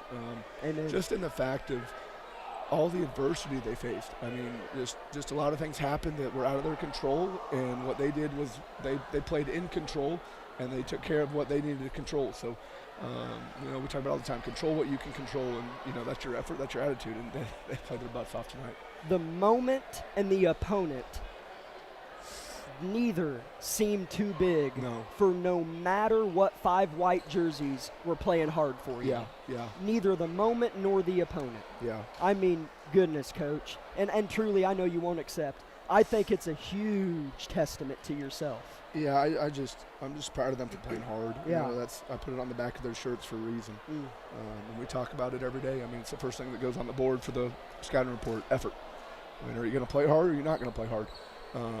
And then that dictates a lot of things that you do on the court. Yeah. You don't have to be the best basketball player to play hard. You got to have it inside of your heart so you want to go out and play hard. So I'm just so proud. I'm looking at the book here. Jet Steeg played 2 quarters. Colt Wild 2. Cam Good 1. Maddox Dewey 1. Braxton George 1. Jay Alloway, who came up off of our C team tonight, didn't even play JV tonight, and comes in the first and third quarter and just I can't say enough. You know, he had never even touched the varsity court. Yeah. And I throw him in a big moment in the first quarter, and, you know, just, oh, well, go play hard. I know and, you know, they just, I'm just so proud of this group. Yeah, that play that Jet Stig made to hustle back and what a force play. it off of one of their players, and Weil, I think, scored. And he just came in, you know, another thing where, you know, I cut him out on the bench and Kagan fouled out, and I throw him in, and, you know, he sprints down the court and makes a huge play. And then comes in and hits a free throw there at the end. Yep. So, it was a whole team effort. I mean, complete team effort. Kagan Bates, again, we mentioned fouled out tonight, has taken a extremely noticeable step. I mean, he's scoring 15 to 25 points for you, Coach. 21 tonight, wow. I mean, woo! Big night, Keg. Coach, he's stepping up. And then Tucker Rush with 17. Oh, gosh. Yeah. But let's talk about Kagan. Go ahead. Oh, no, you're mighty fine. You're good. I'm talking too You're much. mighty you fine. Go ahead and talk about Kagan. This is about you. No. You know, he was good last year. He's been great. Yeah, you know, we talked about it the first couple games. Just very composed right now. And I think it's his ball handling too. You know, before and he can get you kind of rocking one way, and then he goes past you. So I know that's his first ever 20-point game. So really proud of Kagan. He came out ready to play. I mean, he had 9 points in the first quarter. And I feel like if he was in the fourth, he would have had about 25 tonight. You know, with 4 minutes left, I would have had the ball in his hands, you know, to foul. So a complete competitor. You know, we talk about that all the time. He just competes. And it's not just the offensive end, it's the defensive end, it's the talking. You know, at the end of the game, you see him up on the bench telling the guys in the court, hey, what's going on? What did I see? And, you know, he played a lot of minutes tonight, so I'm very proud of him tonight. And let's swing it. Tucker stinking Rush. Yeah. I've kind of started calling him Mount Rushmore. I mean, if he would have made that three, this thing would have came off the roof. Yeah, I know. And don't get me wrong, I'm not mad at that shot. He is a great shooter. I know. He is a great shooter, and he looks to shoot. You know, we talked about it last night. And what I'm proud about Tucker was he had no idea he was starting until he walked in the locker room at the end of the third quarter. I didn't tell him. Wow. And he didn't say anything. I could just tell in his eyes he was ready to play tonight. So really proud of Tucker Rush. He's really taken a huge step this year. But just finishing boards, and he's active down there. You know, he's finding position, and then he's finishing shots when he gets them. And when it's not there, he's kicking to his teammates. So he's just going to get better and better. And it's his motor that makes him really good. So really proud of Tucker Rush stepping in, starting tonight, and seizing the moment. We always talk about that. Next guy up, are you going to seize the moment, or you know, are you going to let it pass by you? So he seized it tonight. There's no doubt about it. I'm really proud of Tucker Rush tonight. You said you played 12 players, and we could think literally of one or two things every one of them did that benefited us out there. Yeah. Sometimes, a JV kid checks in, dribbles off his shin, and he's taken out. Yeah. Every one of them benefited your team. Yeah, I'm so proud of him coming in. Holy cow, I didn't even realize that. I didn't realize they went 5 for 29 from the line. Holy Free cow. throw, Yeah. We went 10 of 16. That was one thing we've been doing better. That's pretty good, I can't remember what we're talking about. All 12 players really contributing. Yeah, you know, what makes me excited as a coach is that they're not scared. They're not scared to go in that moment. They're going to step up, and we're going to need that down the stretch. There's going to be a game where someone gets in foul trouble early, and you know what happened tonight? I mean, Carson Lamb gets in foul trouble early, and I've got to go to the bench. Tucker got 2 fouls, and he didn't play until about the 4-minute mark, and comes in first quarter, then scores, and then scores 17. I'm just proud of the confidence that they showed. Not scared of the moment, and that's going to pay huge dividends down the stretch for us, just having guys that are ready to play off the bench. So why not turn around and play Parsons on Friday, right? Yeah. There's nothing better. Wow. Last day of break, and we get our rivals here. So I know these guys are going to be up and be ready to play. So hopefully we'll have Nolan back. I don't know if we'll have Dylan back yet or not. But you know what I said earlier, next man up. So just come out, and we're going to come out, and we're going to play hard. That's all that matters to us. Everything else will fall in place.